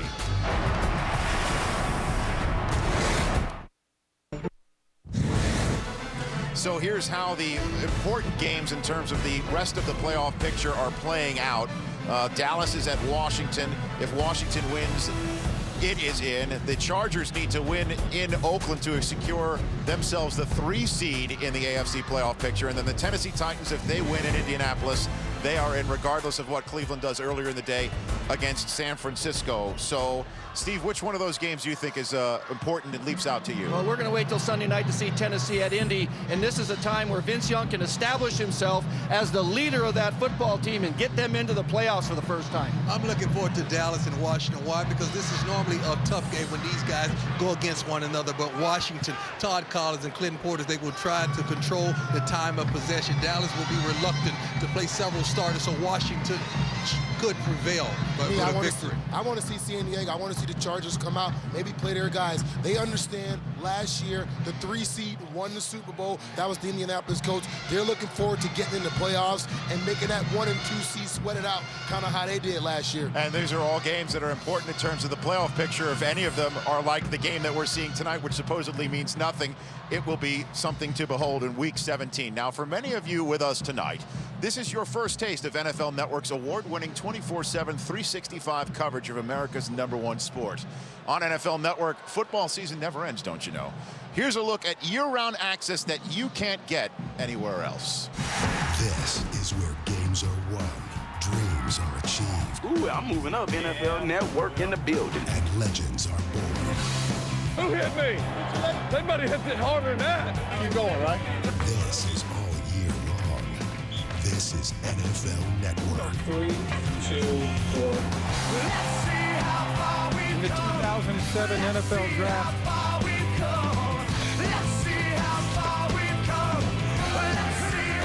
Eyes up, eyes up. My mom, she think Rich Eisen is like the biggest star in the world. Everywhere we go, we have the best man in the world. Brett, he's watching on TV. Oh, this is good television. I love that guy. Oh, you're not just any member of the media. Big plays! Bob, big players and big games. We promise you. NFL Network, where football season never ends. If you don't get us, you're missing out. I'm not saying, I'm just saying. You know? And then we just got the Patriots and the Giants locked into battle right here. The second half what do you expect, Marshall Faulk? I want to see the adjustments that the Patriots have to make, not are going to make, that they have to make in order to stop Eli Manning, not the running game. They committed to the run, took that away. We knew Belichick would do that. I want to see what they do to combat Eli Manning. I want to see how Eli come out and try to maintain his He's not perfect, but he's playing darn good. This is the Eli of old. And also, I want to see the Patriots, see how they're going to make adjustments to get the ball to Moss downfield. I expect a lot of the same thing that we saw early in the first half. This is the most hard-hitting, important, meaningless game that I've ever been around. This is like a playoff atmosphere, and they're playing like it. And the New England Patriots get the ball first. 7 times they have scored on their opening possession of the second half. All of them touchdowns. The Giants are leading the New England Patriots 21-16 with 1 half of football remaining between the New England Patriots and football immortality, but they are trailing for only the 2nd time at halftime this year. Brian Gumbel and Chris Collinsworth with the call of the second half of Giants-Patriots right here on NFL Network. Thank you for watching the Wendy's Halftime Show. Burgers always made to order, so they're hot and juicy. Wendy's, that's right. I'm Tom Coughlin, and you're watching NFL Network.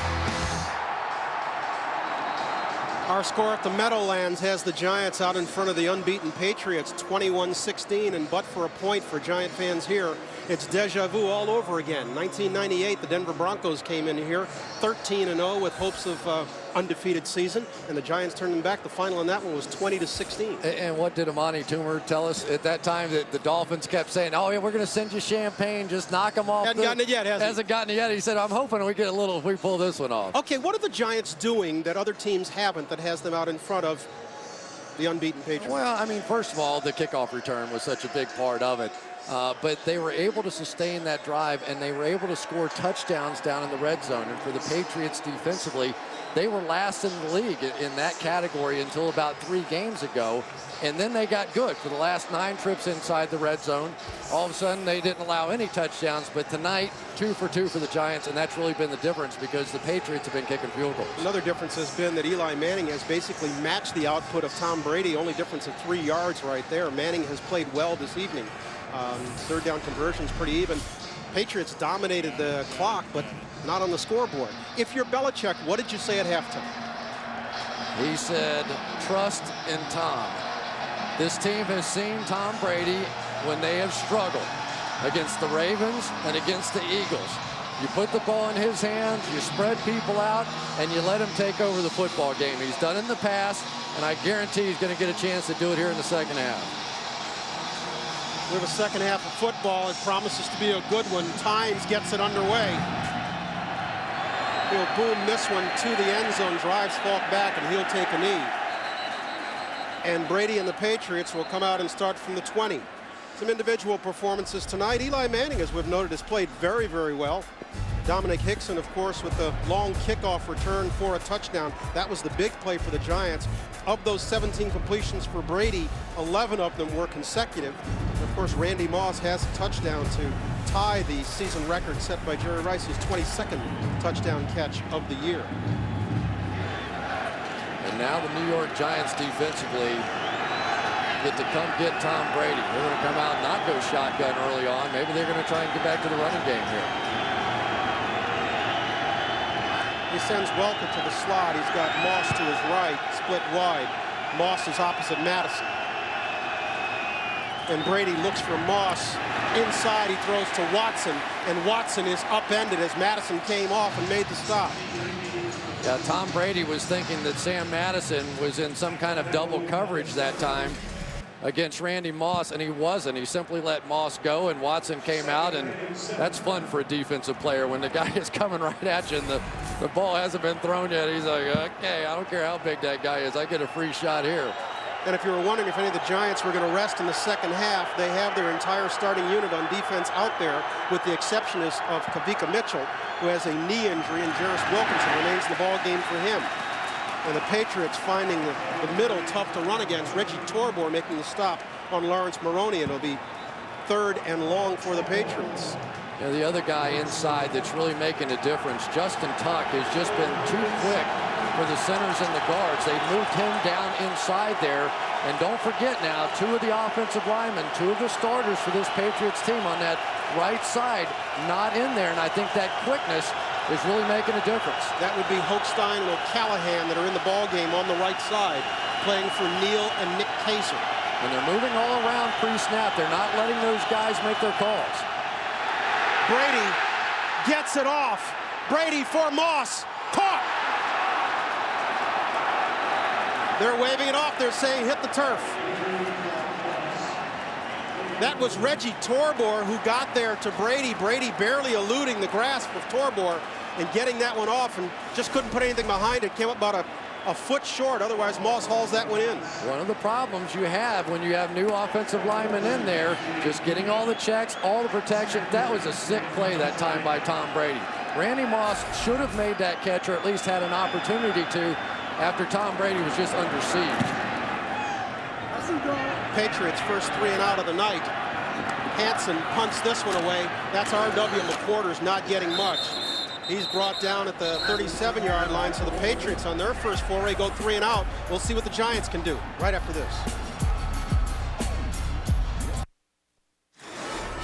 Saturday Night Football on NFL Network is brought to you by the new Motorola Razr 2, sharper than ever.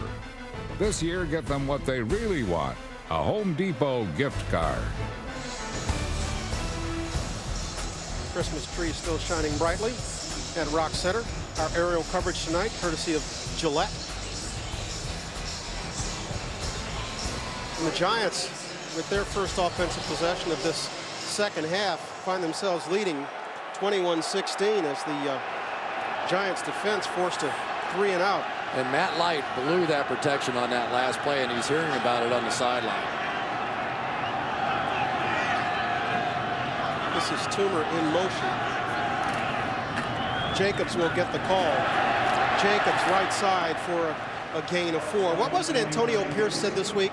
His exact quote of Tom Brady. He said he walks around like he's Prince Charles, like he's the golden boy, like he's not supposed to get hit. Well, he's gotten hit tonight, and he's gotten pressure all night long from a Giants front 7 that has brought it. Yeah, Prince Charles getting crowned tonight, isn't he? The funny thing is, Pierce said he meant it as a compliment. I don't know how that's a compliment, but he said he walks around like he's Prince Charles, like he's the golden boy. Meant it as a compliment. Okay. He kind of is Prince Charles, isn't he? Well, I guess. He's got a lot going for him. He did look great when he came in last night, didn't he? This is Jacobs again. Jacobs, first down Giants, runs over Rodney Harrison as he gets to the 40. Give Madison Hedgecock big props for a block in front of Jacobs. You called it right on the button. Their fullback, Madison Hedgecock, who they call the unsung hero on this football team. He was cut by the Rams this season, and they said they just desperately needed a lead fullback. That time you see him just come in and take out Mike Vrabel. When you get a fullback and make that block, it'll work all day long. They were thrilled to pick him up. Longest run of the night for the Giants. Pickup of 16 for Jacobs. Manning looks left, throws right, low for Toomer. Complete to the 35-yard line. Maybe the best play of the night by Eli, because he looked left for a quick throw to Burris. Adalys Thomas ran right underneath it, and he had the presence of mind to pull it down and go back the other side. A lot of times you don't have the time to go back and do that, but by not throwing that ball, a huge play by Eli Manning. Pickup of 5. You get a look at Kevin Gilbride. He's the man calling the plays on the Giants sideline. Remember, it was just a year ago that he took over as the offensive coordinator for this ball club. Jacobs, first down Giants. Jacobs in the arms of Seymour to the 20.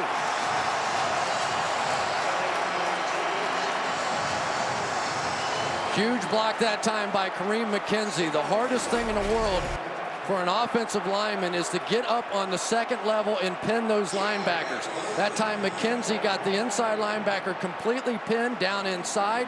Good blocking on the edge. And look at the big 260-pound guy just nimbly jumping over defenders. Don't let Rodney Harrison. Don't let the Giants get this running game going now. That time a pickup of 15. Jacobs on this drive, 3 carries, 35 yards. Suddenly that running game is working. Manning flush this time to his right. Completes to Jacobs. And it's Vrabel the first to get there. Drops him after a gain of 2. Have you seen Eli look more comfortable than he does tonight? No. I mean, even when he's getting pressure, that time clearly he was getting pressure from the left side.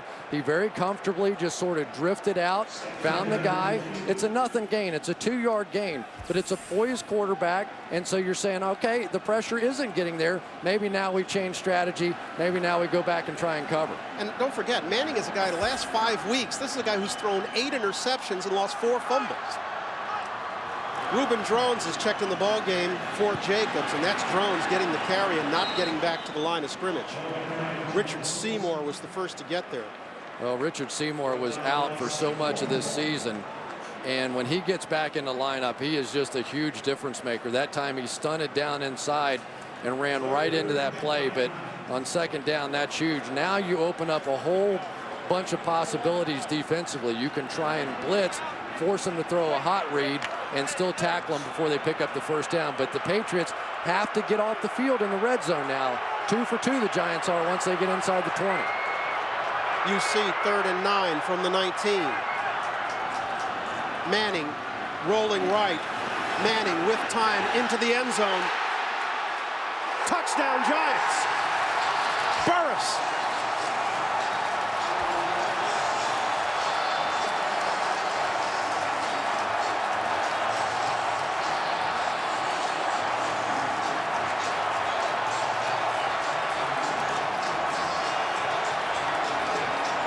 Just like that, the Giants have opened up an 11-point lead and are about to make it 12. Great call by Kevin Gilbride again. He anticipated the pressure. And let's see, did Plexico get both feet down? Yep. Sure does look like he did. Rodney Harrison that time jumped the underneath route and allowed Burris to get in behind. 9:12 to play in the 3rd quarter. The Giants are out in front 28-16. The Patriots facing their largest deficit of the season.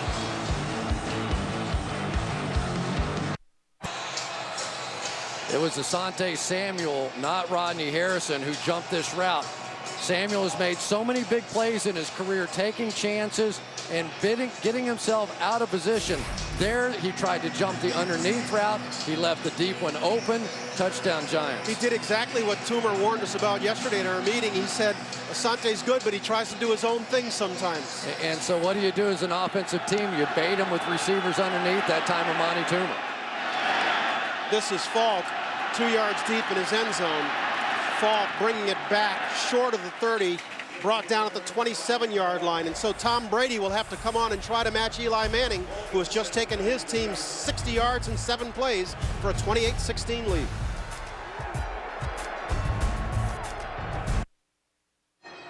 First and 10 at the Colt 13, direct snap to Brady. Fires down the middle, it's caught by Falk. He drives it in! Touchdown! Tom Brady to Kevin Falk. He ran it in from 13 yards, and the Patriots have taken the lead. That was back in week 9 when the Patriots turned back the Indianapolis Colts in Indianapolis. Back then, the Patriots faced their largest deficit of the season. They were 10 down and came on to win. Tonight, they are trailing the Giants by 12 with 9:06 to play in the 3rd. This is Falk, and Falk is brought down. Jarris Wilkinson. Wilkinson playing for Kavika Mitchell, who was forced to the sidelines with a knee, has played well in his stead.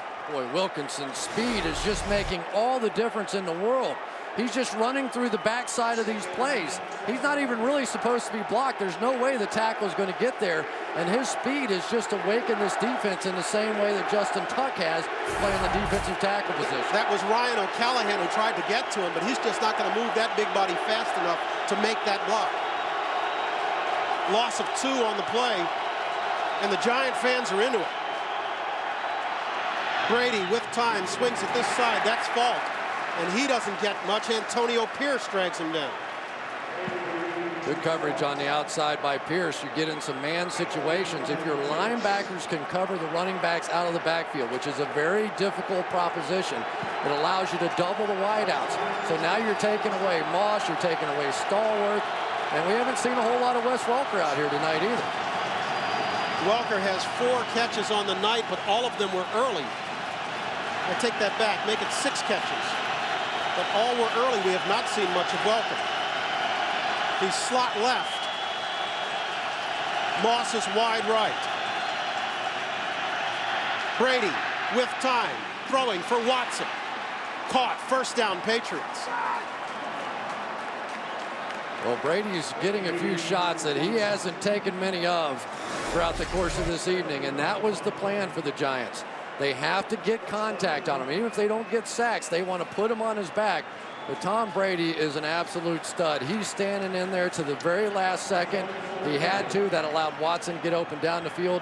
And that little combination, as they double those outside receivers, Watson's been open in the flat almost all the time. Pick up a 15 on 3rd and 8. New set of downs for Brady and the Pats. Patriots really need a drive here. He barely gets this one off. Brady completing to Welker. Welker to the 30, across the 30 to the 28-yard line. Jabril Wilson with the stop. Well, you live by the blitz, you die by the blitz. That time Kevin Falk picked up Aaron Ross in a blitz, and they just had nobody in the vacated zone where he came out of. You'll see up in the top of your screen, he comes off the slot receiver, and then the defender in behind him apparently didn't get the call on that one because he came running up into the flat and just left nobody on Wes Welker. Pickup of 28, first down, Patriots. At the 29-yard line. Brady with pressure from Umanura, completes to Welker. Far sideline. Short of the first down marker. Pickup of 5. That was Umanura who got there, beating Light on the outside. Yeah, Matt Light's having a tough time with Umanura coming around the corner. And as a quarterback, you have a thing they call the clock in your head. And the clock for Tom Brady is getting a little quicker now. All season long, he's been able to stand there, step up. Tonight, the Giants using so much of the game plan that we saw from the Philadelphia Eagles. Attacking, attacking, attacking. Not caring that they're hitting some of these shots because they're hitting Tom Brady. Give him a pickup of 4 on that completion to Welker. Welker this time comes in motion to the bottom of your screen. It's Welker. Welker, first down, Patriots. As he gets to the 16-yard line. Broke the tackle of Aaron Ross for the first down. Well, once again, now we're seeing Ben Watson out on the outside. They're splitting their tight end Ben Watson out. So now they're throwing that little quick screen out there, but instead of having a wide receiver out blocking, now you've got your big tight end, and that's what created the running lane. Patriots needed a big drive, and so far they've gotten it. As we move up to the 5-minute mark in this third quarter. Giants out in front, 28-16. Patriots trying to complete the first undefeated regular season in the NFL in 35 years. Maroney has stood up in the hole. That one looked ugly. Lawrence Maroney was dancing with the stars there. I'm not sure exactly what he was waiting for, but he just kind of dancing around. Maybe he saw Uzi Umanura in there. I'd probably dance a little bit too. But here we go. The difference in the ball game is the Giants scoring touchdowns in the red zone and the Pats kicking field goals. We'll see how this one goes. They've settled for 3 field goals tonight.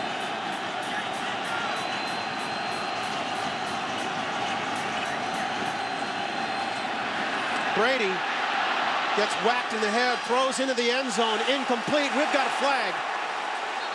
He was going for Moss, but Wilkinson was there, and this time he got flagged. Yeah, same exact coverage where he had the last one bounce off his helmet.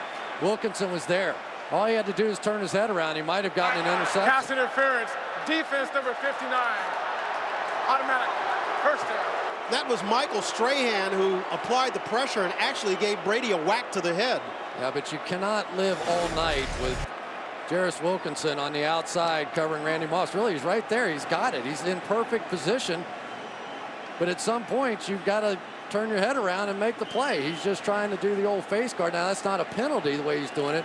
But once you make contact as he's going back and trying to make the catch, easy call. So first and goal for the 1. Maroney is the deep back. The up back is Evans. Patriots in tight formation. Brady will throw. Throwing for Vrabel, but overthrowing him. He was open. Now, Vrabel, a high school tight end, has caught so many balls, usually for touchdowns, and he had a chance. I actually thought that was a pretty good throw that time by Tom Brady. And now we get a late flag. It's Vrabel coming over looking like he's going to block. And I couldn't tell whether or not Pierce was able to get a hand on that one or not. Let's see what this flag is. This one came up long after the play. Illegal formation. Offense now lined up in the line of scrimmage. 5-yard penalty is still first down. Well, that's just what the Patriots didn't need. So they'll be pushed back to the 6-yard line. Vrabel is pleading his case, but that's going to fall on deaf ears. They're calling not enough guys on the line of scrimmage. Let's take a look. Well, that I don't get. 1, 2, 3, 4 in the backfield, unless the right side of that offensive line is off the ball. But oh, that's woo. I didn't see that. But first and goal from the 6 it is.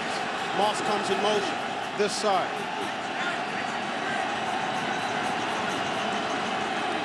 Brady will give to Maroney. Maroney, touchdown Patriots. Aaron Ross was there, but Maroney broke the tackle. And just like that, the Patriots have answered the drive of Eli Manning and the Giants and closed to within 1 score. One of the real assets on this football team is having a guy like Wes Welker on the outside that can come in and make blocks like that. He is one of the unsung heroes of the National Football League. When I watched the Indianapolis tape earlier this season, some of his blocks were absolutely devastating. And as much as they go that spread formation, they have to have somebody from the wide receiver position to make blocks. Welker's been tremendous. Hold the champagne in Miami. It's not over yet. 28-23 Giants. This telecast is copyrighted by the NFL for the private use of our audience. Any other use of this telecast or of any pictures, descriptions, or accounts of the game without the NFL's consent is prohibited. The New England Patriots have just answered the Giants drive with a score of their own, going 59 yards in 8 plays. The key play was the reception to Welker, 28 yards. You see the marks in red. 1 penalty got him close, 1 pushed him back, but it hardly mattered because Maroney took it in from 6 yards out to pull the Patriots to within 28-23 with 4 minutes to play. Gostowski kicks this one away. This is Hickson moving up to the 12-yard line to field it. Hickson slipping a tackle. Hickson to the outside, knocked down at the 40-yard line. And so Manning and the Giants will come out and operate with good field position. They're leading by 5.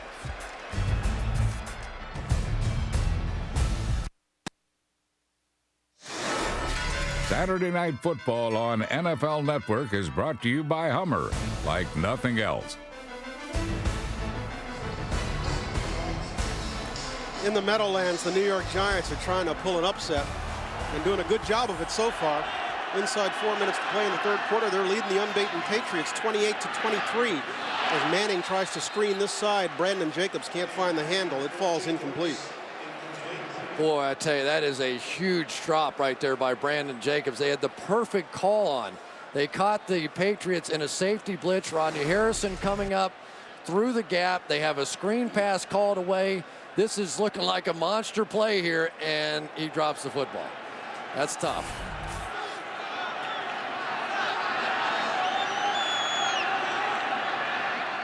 Jacobs remains in the backfield with Hedgecock his lead blocker. Manning will throw and complete. Toomer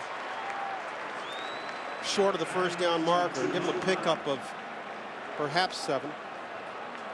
Well, we know what Bill Belichick likes to do. He likes to take away your best weapon, and that time Plexico Burress got a full face full of Adalys Thomas on the outside. He came running out to the outside and just drilled him coming off the line of scrimmage. I don't think Plexico really saw it.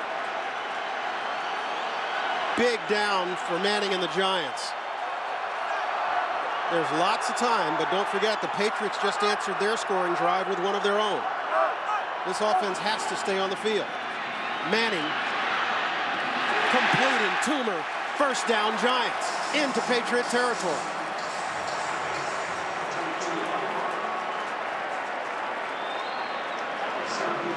This offensive line of the Giants has played well all night. They have kept their man upright, and he's delivering. A little combination route here. Plexico Burris is going to be the clear guy, taking Asante Samuel in man coverage underneath and opening it up on the outside. You saw Junior Seau come on like a read blitz.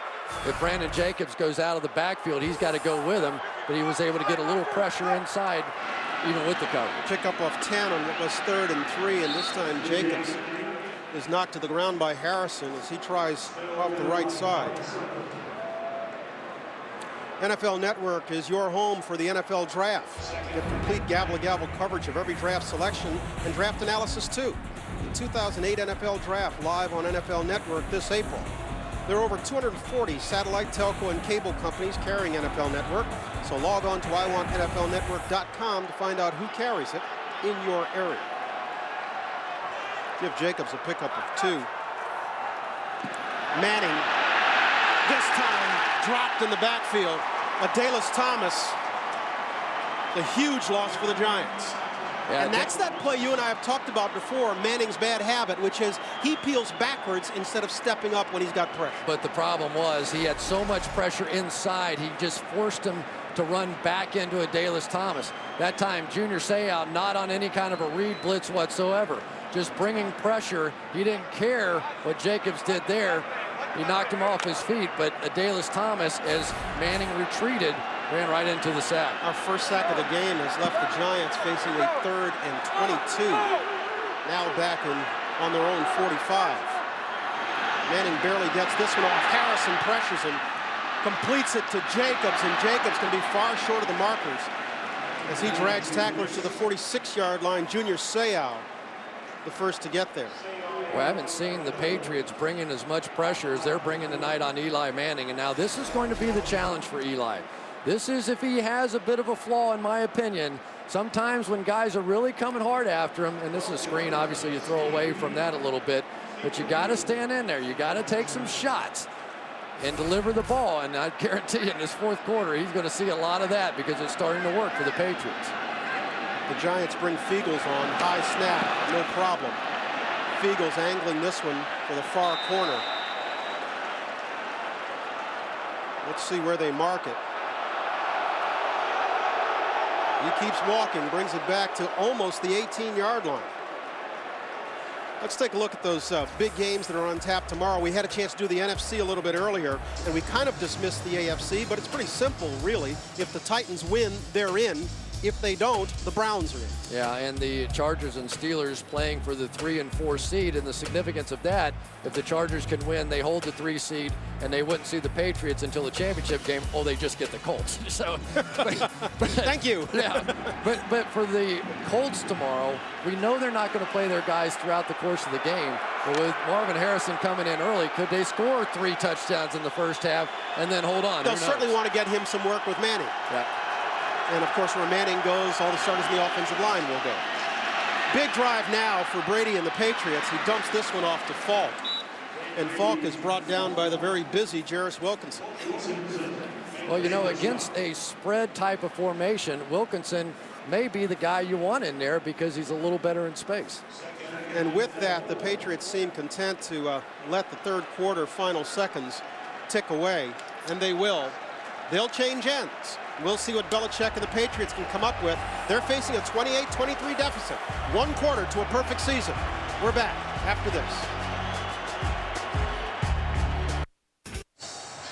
Great night in Manhattan, especially if you happen to be a Giants fan.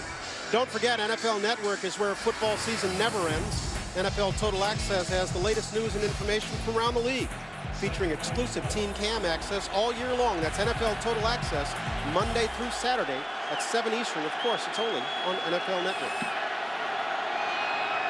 And this is where the Giants definitely need a stop. Momentum has swung the Patriots' way. They're down 5 as we start the 4th quarter. and Maroney is stopped in the backfield and dropped for a loss. I think Jay Alford was the first one to get there. Alford, a young man who played his high school ball only about a half hour from here in the Meadowlands. Yeah, he was playing his high school ball in the Patriots backfield that time. That was a pretty nice play.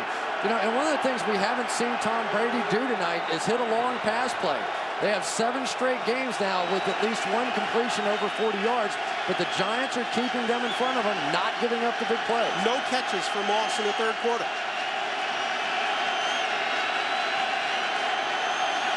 They give him a gain of 1. Brady has Moss to the high side. He'll dump it off to Falk, and Falk will get the first down. That's Ross coming up to make the tackle. Boy, I tell you, they have so many weapons, and Kevin Falk is one of those guys that when you read the press clippings, he barely even gets mentioned because of all the other guys.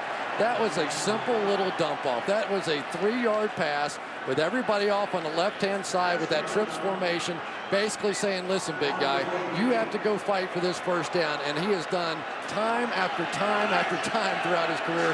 He picks up another one. Huge play in the ball game. Falk has been a warrior for this team for a long time. It's one of the reasons why he was voted an offensive captain, even though he is not the starter on this ball club. Brady has time, throws short over the middle, was going for Moss, but this one falls incomplete. Yeah, that time Aaron Ross coming on the corner blitz got a little more pressure. He got just close enough to where Tom Brady knew where he was. Kevin Falk tried to pick him up, but he really didn't stop him well enough to make that play. He's going to come off the edge. And there he is, just in the face, made Tom move just a little bit and probably threw off the timing of that one. This time Moss comes left, as does Welker. It's Welker in the slot. Brady this side to Watson. Watson takes it outside, seemed to have room if he took it up, but chose to go outside and is dragged out of bounds by James Butler. Yeah, really good play by James Butler. As I watched the play unfold, he was calling a signal as the ball was snapped, looking off to the left, didn't even see the snap of the ball, and all of a sudden was able to have the presence of mind to come up and make this tackle in the open field against a big and good athlete. So it leaves the Patriots with 3rd and 10. And if the Giants can get a stop here, that would be huge.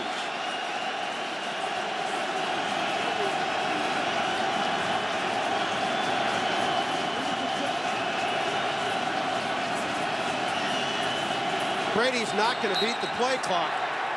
Well, they gave him the timeout. Wow. They're first. They gave the Patriots the timeout. They're first of the second half, and so we'll take it with them. The Giants are out in front, 28-23.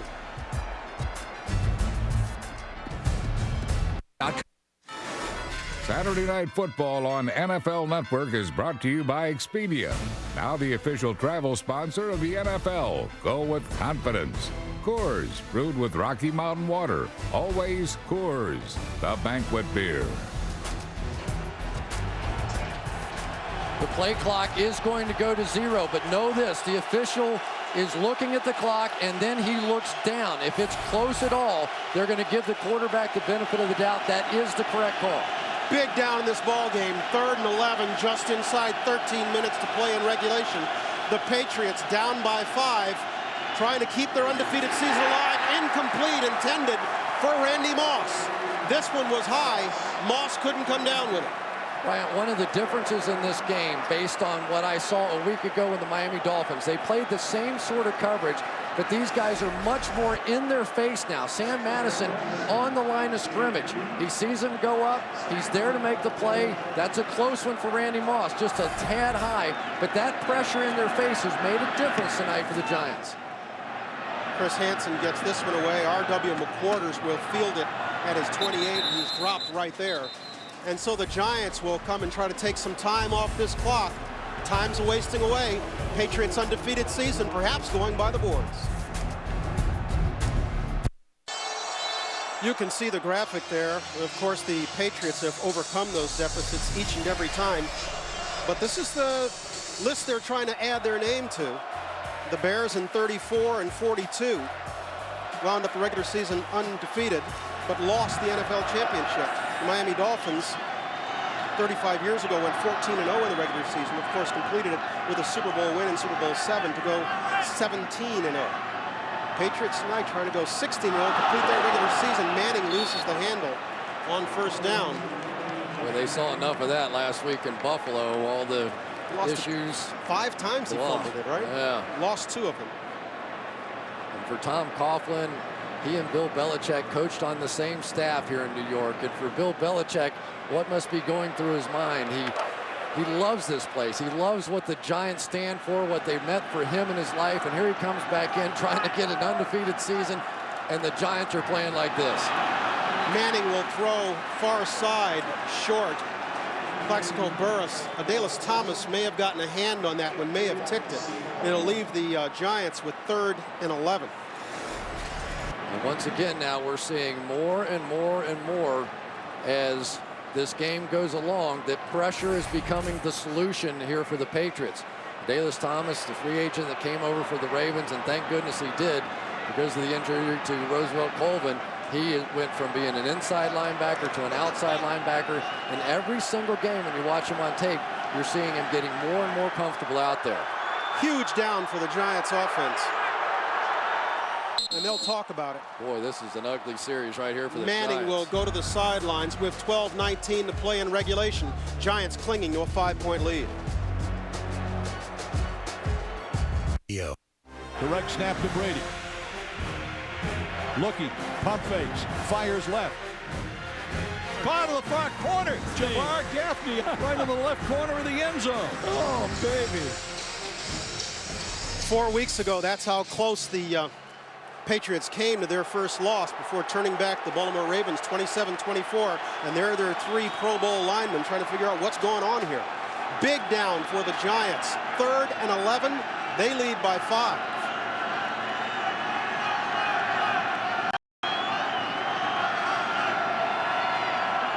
Manning throwing this side. David Tyree short of the first down marker. Tyree with his first catch of the night, and Jarvis Green brought an end to that. Patriots that time come with a zone blitz off the edge, and really not a bad play call for that situation. And Mike Vrabel was dropping out on the other end, and really just nothing there. Pretty conservative, pretty sloppy series right there for the Giants. You don't play the Patriots conservatively. You don't allow Tom Brady too many opportunities. You keep firing. You got to keep trying to score points. This score is not going to hold up.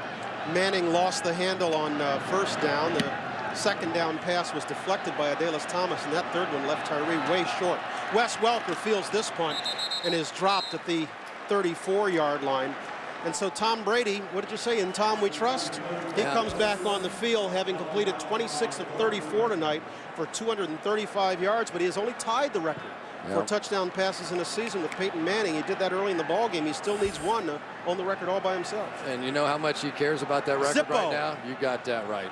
You know, Belichick was telling us that this guy's remarkable. He really is. On Tuesday, he came into the meeting room, and Bill said, have you gotten a chance to watch any Giants tape so far? He said, yeah, all 15 games. He came to play tonight.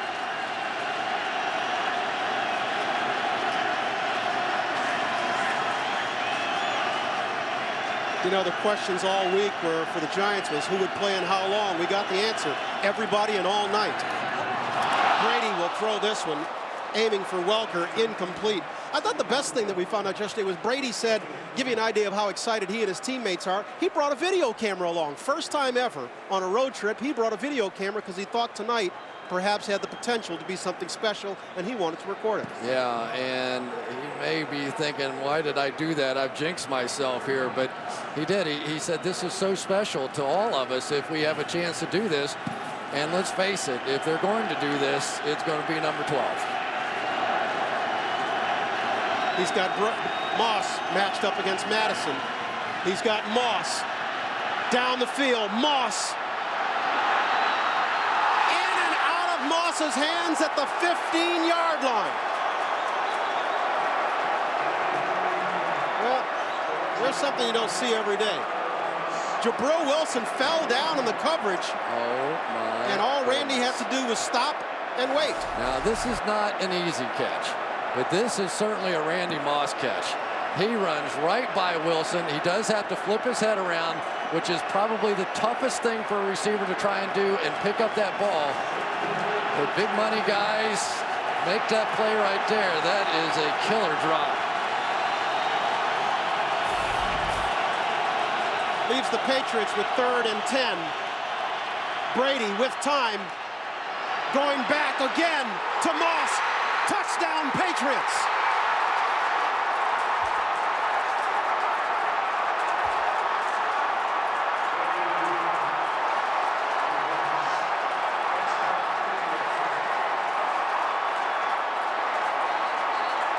Well, there's two great football players showing why they're great. Going right back to what just failed. And Brady and Moss hook up on a record catch. And I have no idea what James Butler was doing on that play. Absolutely none. Patriots will go for 2. I'm sorry, Chris. That is not some slouch receiver out there. Yes, he dropped the last one. But for some reason, James Butler in a 2-deep safety coverage let Randy Moss go right by him. I mean, that's incredible. That one a 65-yard strike. The Patriots will go for 2. Moss in motion, top of your screen. He signals Welker in the slot. Fakes to Welker, gives inside. Maroney gets it across. 31-28, Patriots.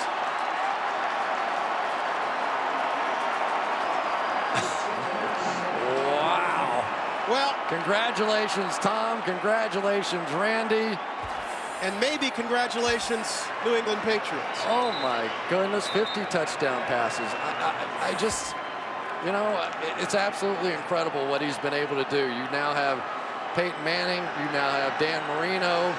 And Tom Brady stands alone. The significance of that number, 50 touchdown passes, the significance of what Randy Moss has done, 23 touchdown passes. Let's give Jerry Rice a little credit. He caught 22 in 12 games during a strike-shortened season, but not even Jerry Rice got many gifts like James Butler just gave to Randy Moss right there. There's so many things remarkable about the play, though, because Moss had just exhausted himself running a deep route on the previous play, came back and gunned it again. 65-yard touchdown strike, and the Patriots with 15 unanswered points to take the lead 31-28 with just 6 seconds past 11 minutes remaining in regulation. And what do you do if Randy Moss drops a pass? Go back to him. Throw him another one, baby. Just take off. We've seen it so many times this year that Tom Brady will just take it and throw it up in the air. Now, that time, clearly he was open, but throughout the season, Moss has just made plays on balls time after time. Dominic Hickson at the 5. Hickson with some running room, getting back to the 30, crossing the 35 to the 37-yard line before he's shoved out of bounds. A little too late for some of the Giants on that sideline. Now we see a flag coming late. But that seems to be because there's a little bit of pushing and shoving on the far sideline.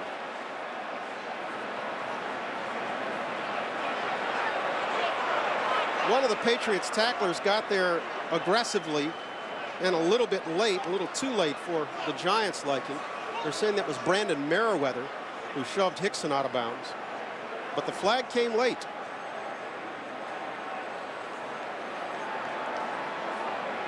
Mike Carey sorting it out. After the ball was dead, personal foul, kicking team number 81, hitting a player out of bounds after the ball was dead. 15-yard penalty, first down. Mike obviously meant number 31, Brandon Merriweather, not 81. 81 is Randy Moss. And if Moss was on the kickoff unit, you'd really have a scoop. But that's not where the flag is. I think they're calling it the other way now. It's against the Giants, and maybe it was number Well, it 81. can't be 81 there either. That's Toomer. Did Toomer do something as everybody milled around? Well, it's hard to tell because it did happen over on the Giants bench, and sometimes a guy will come over and do something late. There's Toomer. Okay, there's Toomer. Now watch when Merriweather goes down. Keep your eye on Walk into Toomer. the fray. A little trash talking going on. Keep your eye on Toomer. Keep your eye on Toomer. No, I don't. Hard to sell. It must be talking in any event. Against the Giants, pushes him back. They'll start deep in their own end. Jacobs works it to the 28-yard line before he's dropped. That one's a bit of a mystery. I'm not sure we saw that one.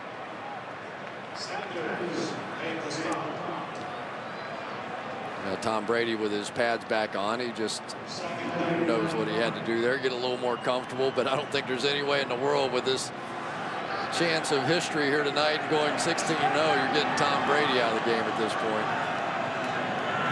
Pick up the 5 for Jacobs. Jacobs tries the right side, reverses his field, comes back left. He'll have a first down, and he's brought down, but we've got a flag.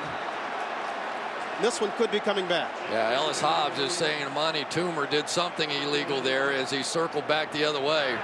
Holding. Offense number 81. 10-yard penalty is still second down. Amani's having a bad 5 minutes. Well, the Giants went from looking terrific to all of a sudden now struggling.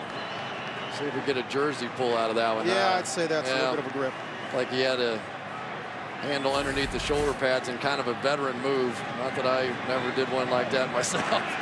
Sometimes you can reach up underneath those pads and grab something and the officials don't see it, but unfortunately for Amani that time, he was in the wide open spaces. Timeout. New England. Patriots are going to take their second time out of this second half, so we'll take it with them. We've moved inside the 10-minute mark to go in regulation. Patriots with 15 unanswered are leading by 3.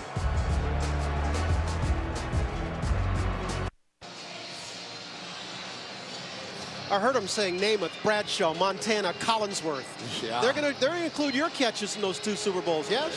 No, I did more to make Montana famous than I did. What'd you have, 9 catches in your 2 Super Bowls? I don't know. It didn't matter. We couldn't beat Joe Montana. He's too good.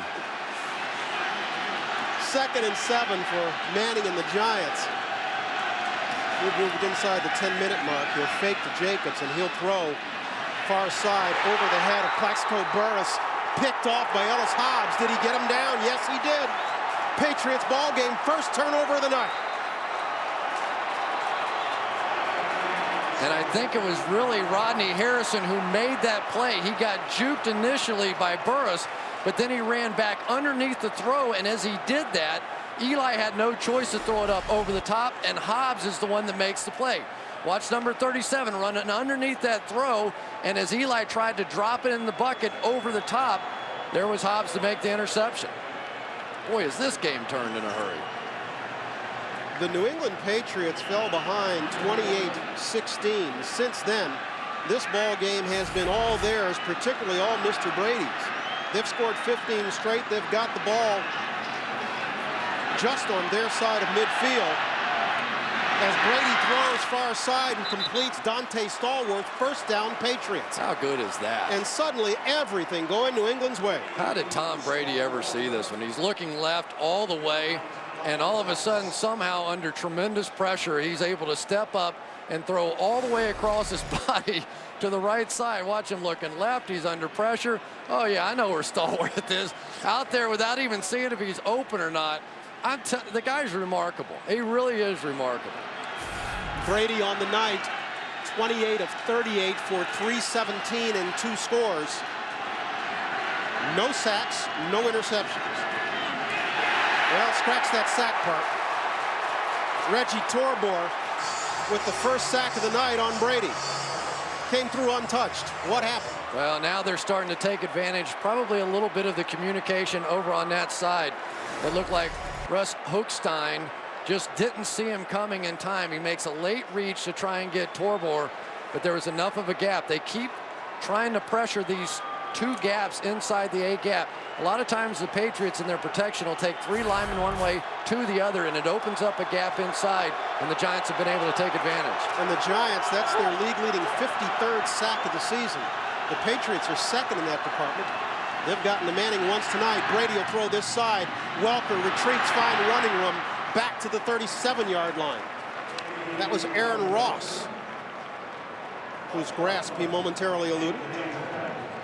One of the things they're doing to help Ryan O'Callahan, the backup right tackle, is they're bringing Ben Watson down inside in sort of a crackback mode, using him to chip. And so even though Strahan probably would have had a big night tonight against O'Callahan, because of that added protection from Watson, it's given Brady just enough time to get it off. 3rd and long as a result of that sack. Brady completing this one. That's Falk. 1st down, Patriots. Antonio Pierce on the tackle. He's special. He really is. We talked about it. When you want to try and bring some pressure, you've got to be able to cover the backs out of the backfield. And really, pretty decent job in the coverage that time by Reggie Torbor. But this guy is just really something. Kevin Falk is, to me, a little bit like Troy Brown on this team. Never gets any credit. Nobody ever talks about him. Nobody's afraid of him. And yet 2 of the big downs in this game so far here in the second half, it has been Kevin Falk with a catch and a run. Falk 8 catches for 64 yards. That pickup good for 13 on 3rd and 11. This is Maroney. Maroney cutting back inside and crossing the 20. Reggie Torbor with the stop. This Patriots team is oh so tough when they get a lead. Close, don't they? Sure do, boy. 83-1 in the regular season when they get the lead. And now you're starting to see this Patriots offense. They don't have to throw the football down. Now they can get those offensive linemen off on the right-hand side and get them moving forward, not backwards in pass protection. And believe me, offensive linemen are happier doing that. Patriots trying to make this a 2-score ball game. Maroney is the lone back. Brady will give to Maroney, and he's dropped in the backfield. Michael Strahan. Strahan has been getting doubled and tripled all night long, and then all of a sudden he said, to heck with that. He just took Ben Watson and just crammed him back into the backfield, trying to cutoff block, and he took 2 guys right into Lawrence Maroney. They have done so much tonight to try and take away Michael Strahan, and it has worked for the most part, but that time he simply took over. It'll be 3rd and 9, and Madison has gone to the bench with what we are being told is an abdominal strain. And so the Giants, already shorthanded in the secondary, have to go a little deeper to their bench. Brady will throw, completes to Welker. 1st down, Patriots inside the 10. Wow. If you're not getting there with the protection, and let's give Ryan O'Callahan a little credit on that one. He had Strahan by himself that time and got the job done. And we go back to the touchdown to Randy Moss, and we believe Sam Madison pulled up lame on the play before, that abdominal strain, whatever may have happened. But I guarantee you somebody on the Patriots sideline or in the press box saw what happened on that one, and they go right back to Moss, and that's how they score the touchdown. Welker enjoying a big night with 11 catches, 123 yards. He leads the NFL in catches, and he now owns the franchise season record. This is Moss working his way inside the 5. Giants come with a complete sellout blitz that time, and if you're going to do that, they're just going to go to that little smoke screen on the outside. Say good luck, young man. Corey Webster trying to tackle that guy. At least he got him on the ground. We're moving down inside 5 minutes, and this would be a huge stop for the Giants if they could hold the Patriots to a field goal and keep this a 1-score ball game. Well, this Patriots offense is just relentless, aren't they? You think you've got them under control?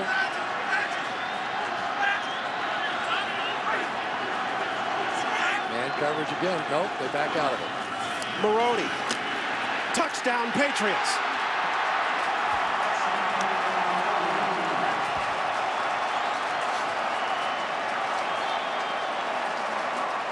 You know, Lawrence Maroney scored that touchdown, but I got to tell you, Randy Moss is the guy that set it up. They come out of it. They look like they're going to bring pressure. They come out because they feel like they have to double team Randy Moss on the outside. There's no support from the safeties. Watch him drop out. There's Jabril Wilson dropping back. When he's not there to help against the run, it's easy. That's the power of having that type of receiver on your football team. Terrell Owens the same way in Dallas. Make that 22 unanswered for the Patriots. And they've moved out in front by 2 scores now, 38-28, with 4:36 to play. Well, it is starting to look like it's a perfect season now. For a time there, when they were down 28-16, it looked like the Patriots were going to have all kinds of problems with this Giant team that has shown an awful lot of game tonight. But it's hard to believe this Patriot team, with the prize close to their grasp, would let it get away at this point. But you know, think about the pressure on this team. I mean, they are trying for a perfect season. They go in, the Giants are doing everything right. Their pressure is getting there. They're playing well offensively. They're playing well defensively. And Tom Brady just refuses to fold. And they give up the big play on the long pass, and all of a sudden the game just completely turns around. But nobody has come up with an answer so far for Tom Brady in the shotgun, spreading everybody out and making these plays. Which is not to say there isn't an answer. We saw the Eagles come up with it for a time. We saw the Ravens come up with it for a time. Certainly the Colts did for a time. The idea is they can't do it for 60 minutes. And the key word is for a time. For a time. You know, and that's really what's been going on with this football team. Sometimes they win it with their offense. Sometimes they win it with their defense, their special teams, whatever the case may be. But this is a professional football team. They are methodical in the way that they beat people. This is Hickson, who has over 200 yards in returns tonight, adding to his total as he crosses the 30 to the 33-yard line, and the Giants will come back out. We got a little extracurriculars yet again on the field. Here's another look at the touchdown. Maroney running through the area that was vacated by Wilson. And there's Ellis Hobbs. He's the one who set it up with the interception, the lone turnover of the night. And what is it we read about the Patriots? When they have a turnover advantage, they have won 47 straight. Tonight would be the 48th. Well, they win a lot, so those numbers are always going to look pretty good. You know, look, I mean, we're surprised there's only one turnover. Both of these teams won last week despite turning the ball over 4 times, but this one's been pretty well played. And so huge job now for Manning and the Giants offense. They get it started with Jacobs off the left side. And here comes another flag. I'm telling you, it's guess who? Who do you think's out there stirring the pot? Rodney, at the end of almost every play, is going to give somebody a little something. And then you retaliate. The play was dead. Personal foul. Defense number 37. Grab an opponent by a face mask and drag him down. 15-yard penalty, automatic first down. And you can tell Bill was very pleased with that. He says, let me have Rodney over here to talk to me for a little while. Yeah, he's going to James Sanders is checking in. Ball game and now. Here comes Rodney. And you think he might get a little lecture. I mean, here you have game in hand. And I'm all for, you know, a little, you know, tough guy and all that. And Bill's saying, are you kidding me? How long have you been on a football team? You know we're playing for an undefeated perfect season. Go sit down. I've seen enough of your garbage tonight. You know, but that's his game. That's his game. So the penalty moves the Giants into Patriots territory, and Manning will throw on first down and complete to Steve Smith. The rookie out of USC gets it inside the 40-yard line. And the Giants now move to a hurry up as we move to the 4-minute mark. You know, touchdown, field goal, either one here keeps you alive in this ball game.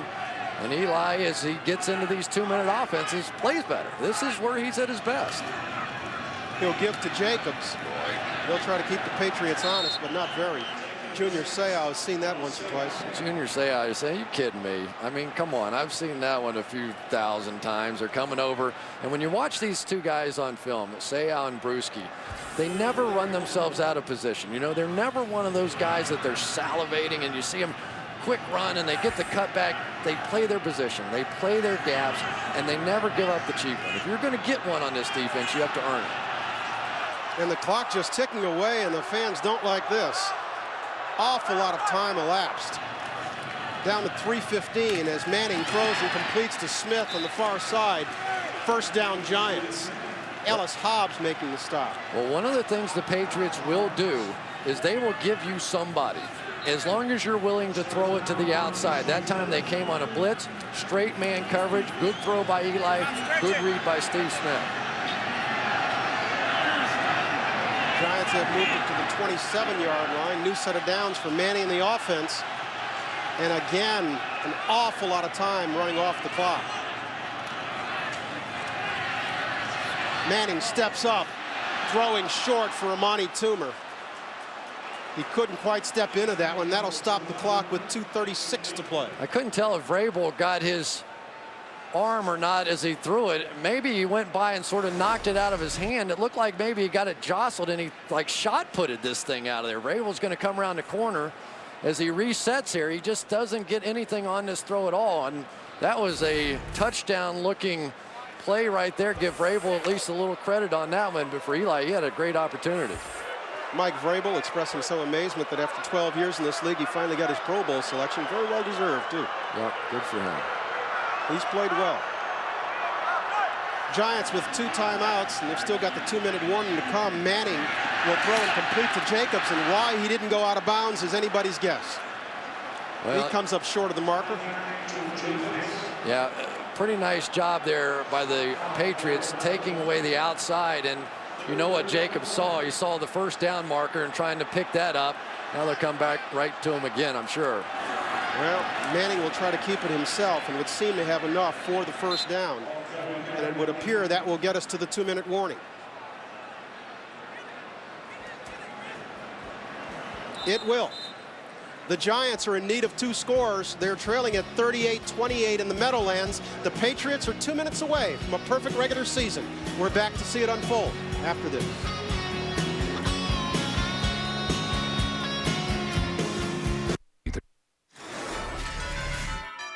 Saturday Night Football on NFL Network is brought to you by Verizon Wireless. The U.S. Army. There's strong and then there's Army strong. Find out more at GoArmy.com. Good look at the canyons of Manhattan across the Hudson. That man has turned in a splendid performance this evening. 32 of 42 for 356 yards and 2 touchdowns. But the best thing is, he saved his best for when they needed it most. And that's why the Patriots are leading by 10 with 2 minutes to play. Giants need 2 scores. They have 2 timeouts. Manning completes to Smith. Smith to the 4-yard line. Rodney Harrison, who's back in the ball game, tripped him up. Otherwise, Smith gets to the end zone. Well, that's what you get. You get the double on Burris. You get them trying to take away other guys, giving you Steve Smith, and Steve Smith has delivered here on this final drive.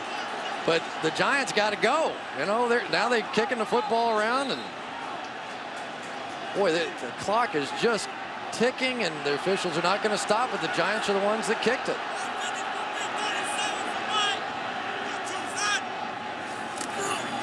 Manning throwing for Burris, in and out of his hands. Ellis Hobbs on the coverage. Threw it to his back shoulder.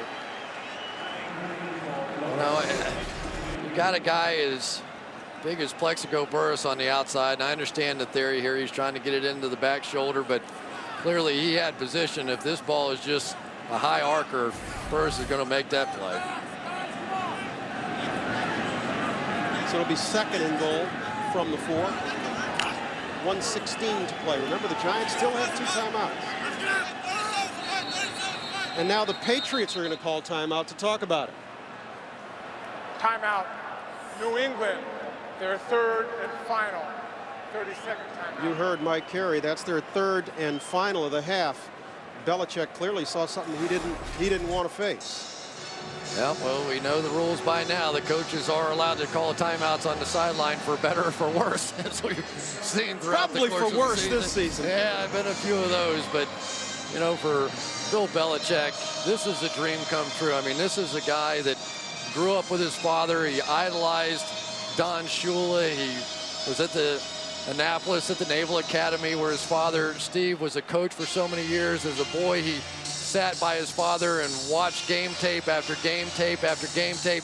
He understands the historical significance of matching what Don Shula had done with the Miami Dolphins. Of course, he still has a long way to go, and you've got to get that trophy at the end to match him. But this is clearly a very significant moment for him personally. Do you buy into that in order for the season to be validated, you have to win it all? Yes. You do? Yeah, I do. 16-0 is not an achievement in and of itself in your mind? No. I mean, it's a great achievement. I don't want to say that. But when you're comparing it to the Dolphins, you can't compare them at that point.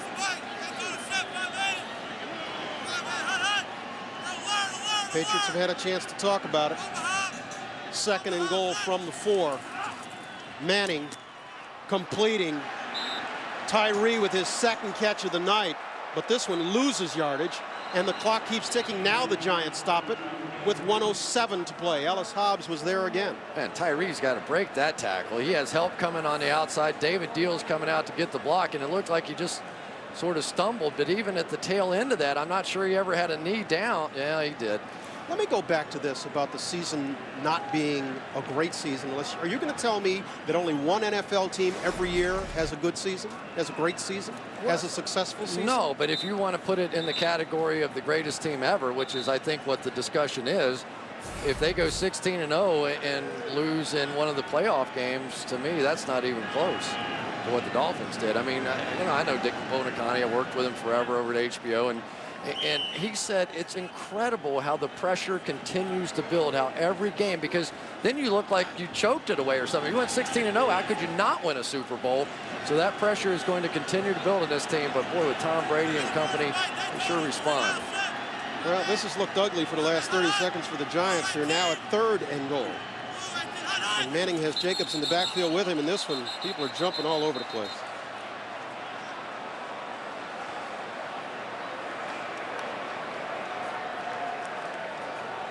Encroachment. Defense number 75. Half the misses for the goal, still 3rd down. Boy, what a great Belichick play. signaling somebody. He wants to talk about this with Harrison. Yeah, he said, send me Rodney over here. They're going to do more coverage here. They're playing pass in this one. But let's give Eli a little credit for presence there. He came out of that break and he went to the hard count and got all 3 of them to jump offside up front. Kevin Boss is checked into the ballgame, had a quiet second half. He's lined up tight left. Toomer is wide left. And it's Plaxico in the slot to the right. Manning for Burris. Touchdown Giants. What a catch. Well, they tried to bring the pressure there. They brought the blitz and left Eugene Wilson a safety. And he fell down. All alone on one of the great receivers in the game. And that was no contest. Everybody coming on the blitz. Eli standing strong in there. And Plexico just, yeah, no problem. Just, wow. Pretty casual, comfortable catch at this moment in the ball game. Well, if they're going to get to 16-0, it's not going to come easy. Oh, boy. With that, the Giants pull to within 3. We have just 4 ticks the clock beyond a minute to play in this one. And the Giants have brought it to a 38-35 ball game, and now we all know what's coming. Yeah, you just about have to have an onside kick here, and for Manning to Burris, they set their own personal record here. But now this undefeated season on the line with an onside kick. The Giants down to just 1 timeout now. So really not a whole lot of choice in the matter. You have to recover this onside kick if you're going to have one more shot. Patriots special team coach Brad Seeley has gathered up his guys and basically told them, hey, undefeated season, get it done here. And don't forget, now the rules are in the NFL that you have to have 4 guys away from the onside kick side. They didn't like all those guys coming down. But what you'll see is the initial wave of guys going down and essentially trying to wipe out the front line, and then a second wave of hands kind of guys coming in and trying to recover the ball. The Patriots on this side have Vrabel, Kelly Washington, Adalys Thomas, Larry Izzo. Tynes would seem to be kicking it on the near sideline.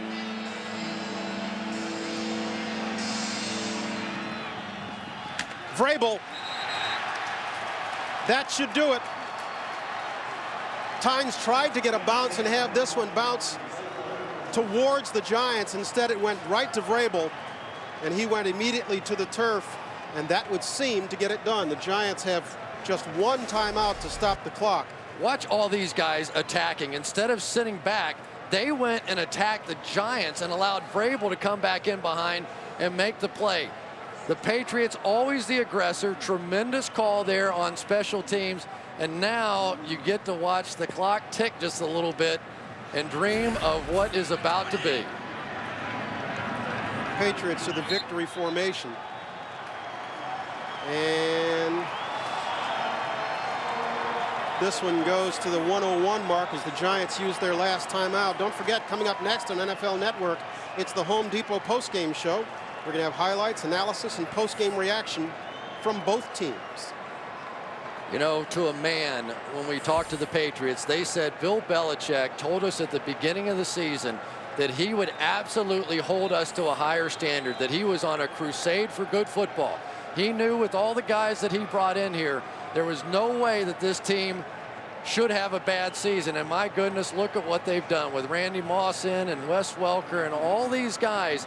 He has orchestrated a team that has gone undefeated, 16-0, to match the greatest of the great teams the NFL has ever had to offer, the Miami Dolphins. And the final hurdle may have been their toughest. Their 35 points allowed tonight. They're high for the year.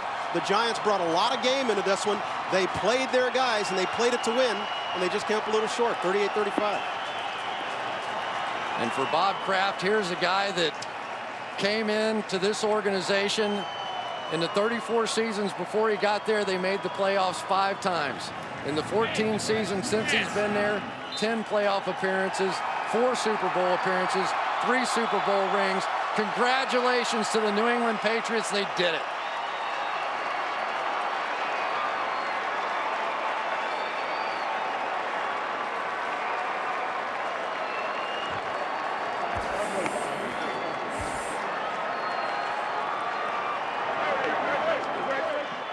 For the Patriots, their season begins and ends at Giant Stadium in the Meadowland. Their first victory of the year was back on September 9th here against the New York Jets. They won at 38-14. Their last regular season victory of this season comes tonight against the New York Giants. They win it 38-35, and now it's on to a week of rest and then to the playoffs. Let's go down to the field where Adam Schefter, I believe, has Tom Brady. Adam? Thanks very much, Brian. Tom, what does 16-0 mean to you? Well, I think it's a lot of hard work, and proud of this team, the way we responded. We were losing there in the second half and came out and played some of our better football, so it's a great win for us. What happened on the record-breaking touchdown pass? The previous play, Randy dropped that pass. You went back to him. Describe what happened. He didn't drop. I threw a bad ball to him, so I tried to redeem myself, and I threw it about as far as I could and tracked it down. It was, I guess, a good one to go ahead on, and you know, the meaning of that a touchdown for Randy and for myself, for our team, something special. For all the records that the Patriots and you set tonight, what is the one thing you remember about this evening? 16-0. I mean, we're down, what, 10 or 11 in the third quarter. The crowd is into it, and we found a way to win. So it's what it's going to be like down the stretch. I just hope we can continue to play this type of football. Tom, congratulations. Thank you. Tom Brady, 32 of 42 for 356 yards and 2 touchdowns. Back to you, Brian. All right, Adam, thanks very much. We got an awful lot of numbers coming at us. I mean, one of the things that kept the Patriots in good stead tonight was their stars played like stars. It wasn't just Brady. You see Moss's numbers, 6 catches for 100 yards and 2 scores. And how about Welker, 11 catches, 122 yards on the night. You know, this is a football team, and I think back to the first Super Bowl that Tom Brady had, and I remember the pregame introductions where in Super Bowl history, they'd always sort of introduce one side of the ball one at a time. And for that Super Bowl, they introduced themselves as a team. They were huge, huge underdogs going into that game, like 16, 17 points.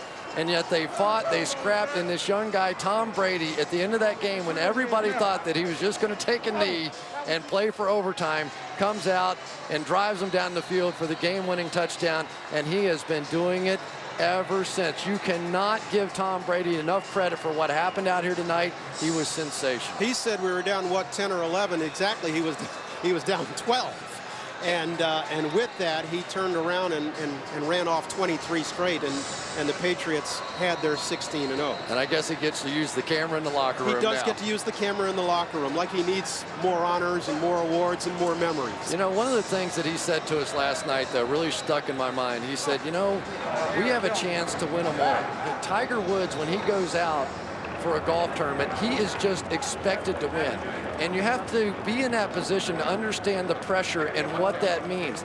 And yet, we now have an opportunity to live up to that. And for this team to answer the way that they did, coming back on the road against a playoff football team like the Giants, just simply could not have been done in a more impressive fashion. We look to the postseason now. This team has beaten all obstacles, beaten all comers in the regular season. They arguably beat the 3 best teams in the league on their way to the 16-0 mark, and they did them all on the road. Can anybody beat this club? You know what? The AFC is so tough this year. It just really is. You're looking at having to play either Jacksonville, Pittsburgh, probably in the first playoff game. Jacksonville, just such a physical, tough football team, probably going to match up pretty well here. And then you would expect, unless San Diego can come in and knock off the Colts, what they've done before, that then you're going to get the rematch between the Patriots and the Colts. And if you watch that game, you know how close that was. And the Colts are all sick. They felt like they gave that game away at the end. And then I believe they'll probably meet the Dallas Cowboys in the Super Bowl. They complete that run. They deserve all the credit they're going to get. You took a look at the records that were set tonight. The major ones when they came on the air, of course, was the Patriots completing the regular season at 16-0. They have set a new record for points in a season, topping the mark of the 98 Vikings. And then for Brady, completing 50 touchdown passes in a season, breaking the mark of Peyton Manning, and Randy Moss getting to 23, breaking the mark of Jerry Rice. What a heck of a performance by an undefeated dream team, that was the fun. Patriots.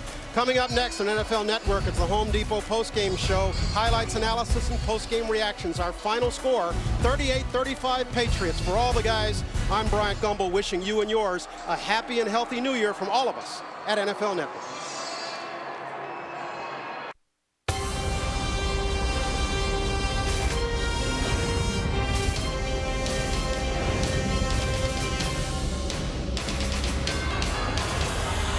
Thank you for watching this presentation of the National Football League on NFL Network.